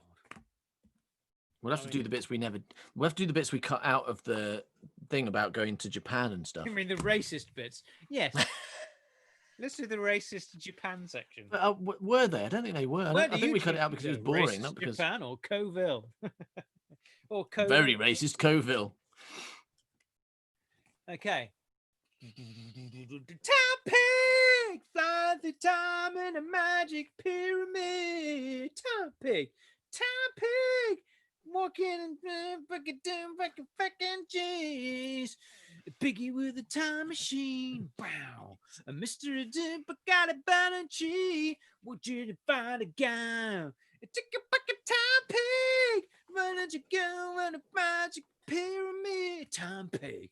Time Pig. I did the bow on the fucking I don't know if we need the whole song. That's Short probably version, that's fine. pretty much how the theme tune went, I think. There's the cover, of course. Here is a time machine, multicolored time machine, because I'm not a racist, and it's traveling through loads of different times because I'm not a time-cist. I'm a non-racist, non-time-cist. Time Pig contents 1. Ability and strength, page 2. Combat 2. Combat, page 3. 3. Evil encounter boxes, page 4. 4. Equipment, page 5. 5. Your mission, page 6. 6. The Time Pig, page 7. To me, that never gets old. There's the instructions. There's some boxes. There's some equipment. You start with 5 diamonds. You're really going to need them. Are they glued to me though? I mean, glue's not in your inventory, so. I mean, here's a picture. Brilliant. Nice and big so you can see it. Your mission. You are Hermes. A pig? You must travel in time to find a silver key to open the door in your time machine that you have never opened before and have promised to show everybody what's behind it. Brilliant. Or you could stay at home and not. No, I want to go in my time machine. I've got a time machine. Why would I not go in it and try and Very get some well, diamonds? dear traveler. Where will you begin your search for the key? Japan, 1900. Colville, 1926. Or Wales, 2000. What was Japan, please?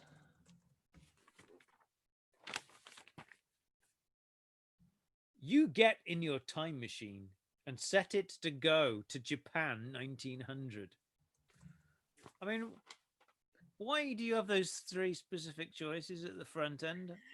What's the reasoning? You're like, well, if I know my key like I know my key, it's either in Japan 1900, Colville 1926, or Wales. That's got to be the last 3 places he's been to. Because that's what you do. You retrace your steps, don't you? Like, well, I was in Japan yesterday, and the day before that, I had that holiday in Colville. Okay, and I live in Wales. You get in your time machine and set it to go to Japan 1900. Turn to page 11, part 1. That's always worrying, isn't it? Oh no. You arrive in Japan, in a little town. Lots of Japanese pigs are running around everywhere, carrying killed sheep. Carrying killed sheep, yeah. You decide to ask what they are doing. Well, we're carrying killed sheep. Look at it. You can see what we're doing. Here I am, a Japanese pig. You can tell I've got a kimono on or something. I've got a killed sheep in my hand and I'm running around. What do you think I'm doing? Running Your hands? Yeah, I'm a pig with hands. You got a problem with that? Obviously. Where else would I put it? They're kind of racist. We said that Japanese pigs can't have hands. Don't have hands, yeah. Yeah, I am that kind of racist. You decide to ask what they are doing. You ask a pig. He says, we are feeding them to the Mungo monster. The Mungo monster? Mungo monster, yeah. Anyone who kills it, presumably the Mungo monster, will be rewarded. Now turn to page 13, part 1. A murderer jumps out and kills you. The end. Oh, what a shame. Doesn't say that. What are you going to do? Kill the Mungo monster? Or will you open this garage with a murderer in it? Do what? Open this garage with a murderer. Okay. No. Will you kill the Mungo monster or leave? Do you remember before when you chose not to murder that Nazi and he killed you? Well, this one's a monster. I think I feel like. Oh yeah, and Nazis aren't monsters. No, because he wasn't a Nazi. You added that afterwards. No, Nazis aren't monsters. You're right. They're just people getting on with their lives. No, I'm all for killing Nazis, absolutely, without kill that a one second earlier, didn't thought you? or Like, even really Ukraine, checking that carefully if they're Nazis or not. You know, I'm totally open to that. Okay, But, so the Mungo monster, maybe he's really nice. You're right. To be fair, you don't know. Right, but I'm going to kill him anyway. I'm going to kill him, and because I feel like this is definitely one of those situations where if I don't, he'll kill me. Well, he might be really nice. I'm killing him. Hey, murderer! Yeah. Fucking murderer. I'm monster killer. Okay. You hang around. Then the Mungo monster walks into town, shouting for food. You fight! Fight! Ability 10, strength 8. If you defeat it, turn to page 15, part 1. Hang on, I'll just roll this dice. Million. I got a million. Turn to page 15, part 1. The Mungo monster was an anti-fascist. And now Hitler has taken over all time and I space. feel like I can't win with you. You're all right. Young Howard doesn't say that. He No, says the I monster, know he doesn't. the monster slumps dead on the ground. Every pig cheers. Cheering pigs, brilliant. You are given a big meal. Of pig I guess. or of Mungo monster, Mungo, sliced big Mungo Mungo. monster. It's like you eat a Nazi sandwich. Add 6 strength points. And Then become a you were Nazi. given- Then you were given a sword, which you can't use when fighting. But you to belong to a dog called Soggy. You are given Soggy the doggy's sword. When fighting, it adds 3 attack strength points. Now you leave. Turn to page 14, part 1. See, it wasn't racist. So let's have a quick read of something else that is. No, it isn't. It just sounds like it might be. But in this book, this is again when you were 7, the one that says, I am 7, I have got an oval head at the beginning. Yeah, okay. Right? Well, an oval-headed 7-year-old definitely can't be a racist because they don't know what Um, racism is. And it's got a sequence of stories about 2 characters called Mambo the monkey and Kippers, who I think is a cat. I've lost the first one of it. Yeah, Mambo the monkey and Kippers the cat. And the first one's about him having a birthday that wasn't too interesting, but the second one is Mambo and Kippers visit the farm. No. So they're like Mambo is going to the farm. Mambo is eating some Cocoa Pops. Do you want to come, Mambo? Yes, I do. Hop in the back, off we go. When they got there, they got out of the car. Kippers looked at the cows. Mambo looked at the pigs, and his dad looked at the sheep. Then they had to go, but when they got to the car, they had to go with pigs. And your teacher has written, a good try, Howard. fucking patronizing teacher. Yeah. It was a brilliant story. And when they went, they had to go with pigs. It was pretty amazing. What a great twist! Oh, it was a twist. That pig twist at the end. And just to final one from this book, because remember at the beginning we learned that I am 7 years old. I like collecting rubbers. I collect stamps too, and I have an oval head. Right, but at the back there's a letter that you've obviously been able to like write a pretend letter because it says, "Dear Dear Alf." God, my head is all oval and small. Please make it a big round one like everyone else. Thank you, Howard. Dear Alf, my name is Howard. I am 7 years old and I go to Warren Hill School, Coville. Coville is a nice place to be, but it rains a lot. I have brown straight hair and I am fairly small. Well, my My hobbies- hair's straight. you My know. hobbies are collecting matchboxes. So not just stamps and rubbers, but also matchboxes. Just like if you can And, collect it, Howard will. I've got a lot of matchboxes. That's true. And sugar. Got a lot of sugar packets. So anyway, back to the adventure.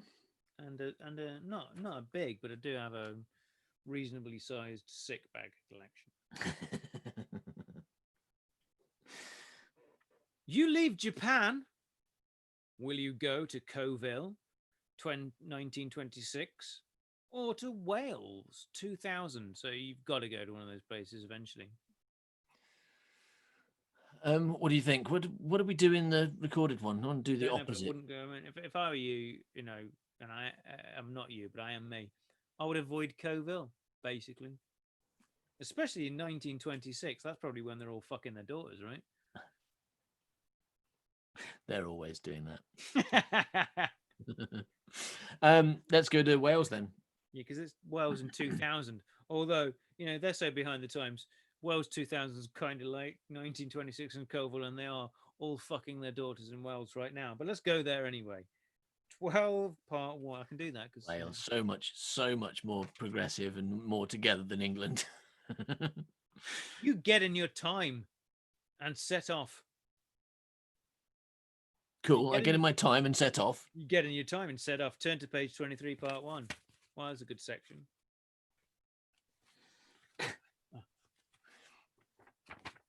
There was a murderer in the bin. Doesn't say that, but it does say suddenly you get caught in a time trap. Turn to page 24, part 1. There is a murderer in the bin. Your time machine crashes to the ground. You get out of your time machine to see where you are. You are in giant country. Giant here is spelled Gaint. Gaint. Yeah. Gaint County. Like gay paint country. You know that because one is charging at you. This is what happened in the... Oh, maybe not. Okay. One is charging at you with a club. You fight him. Caitlin says she's been collecting some sick bags to send to Howard in case he wants to add to his collection. Yeah, but has anyone got any rubbers? You can send all those things to me and I will happily love them. And if you've got... How am I doing? What's my choice then? Do you want to win or lose? Lose. Okay, you did. Okay. Thank you very much. Unfortunately, you died. I've got one last little short story from 7-year-old Howard to end with. Right? And it's called Haunted Hotel. Are you ready? It's a spooky one. Oh, is it by Faith Bayliss? A ghost. No, it's by young Howard. 7-year-old Howard. Haunted Hotel. Long. Oh, no, sorry. I'm just reading what I think it says, but actually it says Lenog ago. If it doesn't say it twice. Yeah, it's long ago, but you've spelt it Lenog. Lenog ago. I spelled the word long wrong twice. Twice, yeah. Well, you think it's spelled Lenog. Okay, wait a second. I spelled the word Lenog, Renog twice in a row. Yeah. That's impressive. You're 7. It's not like a typo. Twice is, You think that's how you spell long. So, but your teacher has not noticed, like me, that there are corrections on this, but not on Lenog ago. Okay, So, well, I can tell. I mean, I can tell you why if you want to know the reason why. Because not paying attention. No, go on. Why? No, because my actual name is Howard Lenog, and that's how we spell it in Transylvania, where I'm from. And so my teacher didn't want to like come down on me and say, you know, here in England we spell Lenog Long. Yeah. She was like, you know, let Howard Lenog spell the word Lenog in his own home tongue way. Fair enough. His own home tongue way. So Lenog ago, there was a haunted hotel. One day, Jim went out for a walk. He saw a hotel. He thought it looked like his book about haunted hotel, and then he saw a ghost. Wow. It had big blue eyes and 2 sharp The house. teeth. I think it's the ghost. It had big blue eyes and 2 sharp teeth, and he was chasing a skeleton. Who was? So either it's Jim, the ghost, or the house, the hotel rather, but who knows which. So he saw a ghost. It had big blue eyes and 2 sharp teeth, and he was chasing a skeleton. He was frightened. I guess that's Jim. And he ran away. Then the ghost came at me. Whoa! I ran and ran, but he was going and going. He was getting nearer and nearer, and then he went up a tree and the ghost went away. I don't know who's who in that, because you're there suddenly, and then you are. I mean, I'm not. Seems to be the ghost, but then he went up a tree and the ghost went away. So I don't know who he is. Yeah. Whoops.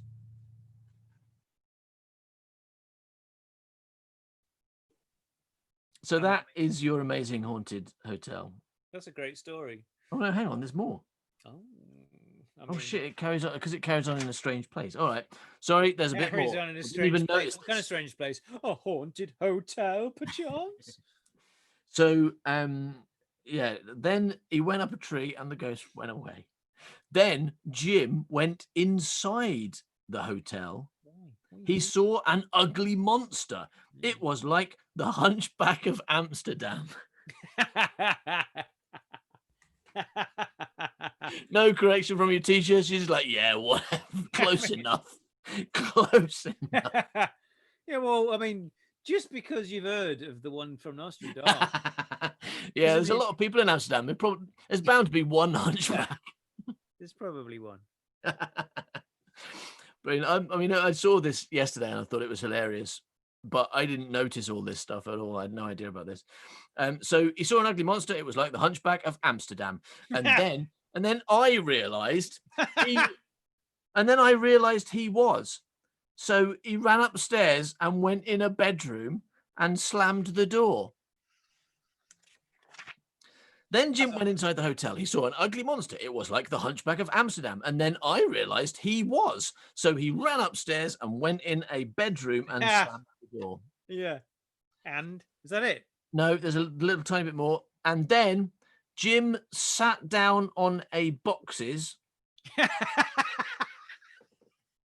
I mean, good. He found a thing and he pulled it. He found a thing and he pulled it. Oh. Jim went zooming up in the air and went out of the Wodo. Yes, good. Right? Oh, it's getting good now. And he got up and he was surrounded by ghosts. Oh no. And your teacher has written Oh, a well-written story, Howard. Good boy. Like yes. like you're a dog. Yes. It's a well-written story. That is brilliant. And if people tell you that that is a well-written story, that's why you grow up not writing anything better. 'Cause they could Never have said, trying to improve. not only is it not a good story because it doesn't have anything that would constitute a middle or an end, but No, I mean, you were 7. That is actually changes pretty the impressive. pronouns like left, right, and center. It's like Yeah. what's happening to who? Who's Jim? And what am I doing there? Why are you there? Yeah. No, I mean 7 years old that is quite impressive for a 7-year-old. That's pretty good. Well done. No, Well done, it you. isn't. You were a genius. I've seen 7-year-olds playing the violin to like concert level. Very few. I mean, it's really unusual that Well, one. you've got to get in your time machine and go to Japan to see that usually though. Right. I think that's where we end, right? Because almost 4 hours of this is enough. For us certainly, and but like, obviously everyone else really loves it and wants to keep watching forever. Well, maybe we'll do it again sometime. We've got to make the most of the money we spent on this live stream software, right? We've all got to go and eat dinner, haven't we? Well, you're going to use this live stream software to live stream. Oh yeah, we've got to do that. Yeah, but let's not talk about that now. Oh yeah, I didn't mention But we'll that. do some more. Spoiler Do some more soon, won't we? Oh yeah, do some more soon. All right. Thanks for watching, everybody. It's been a pleasure. Bye bye, milk.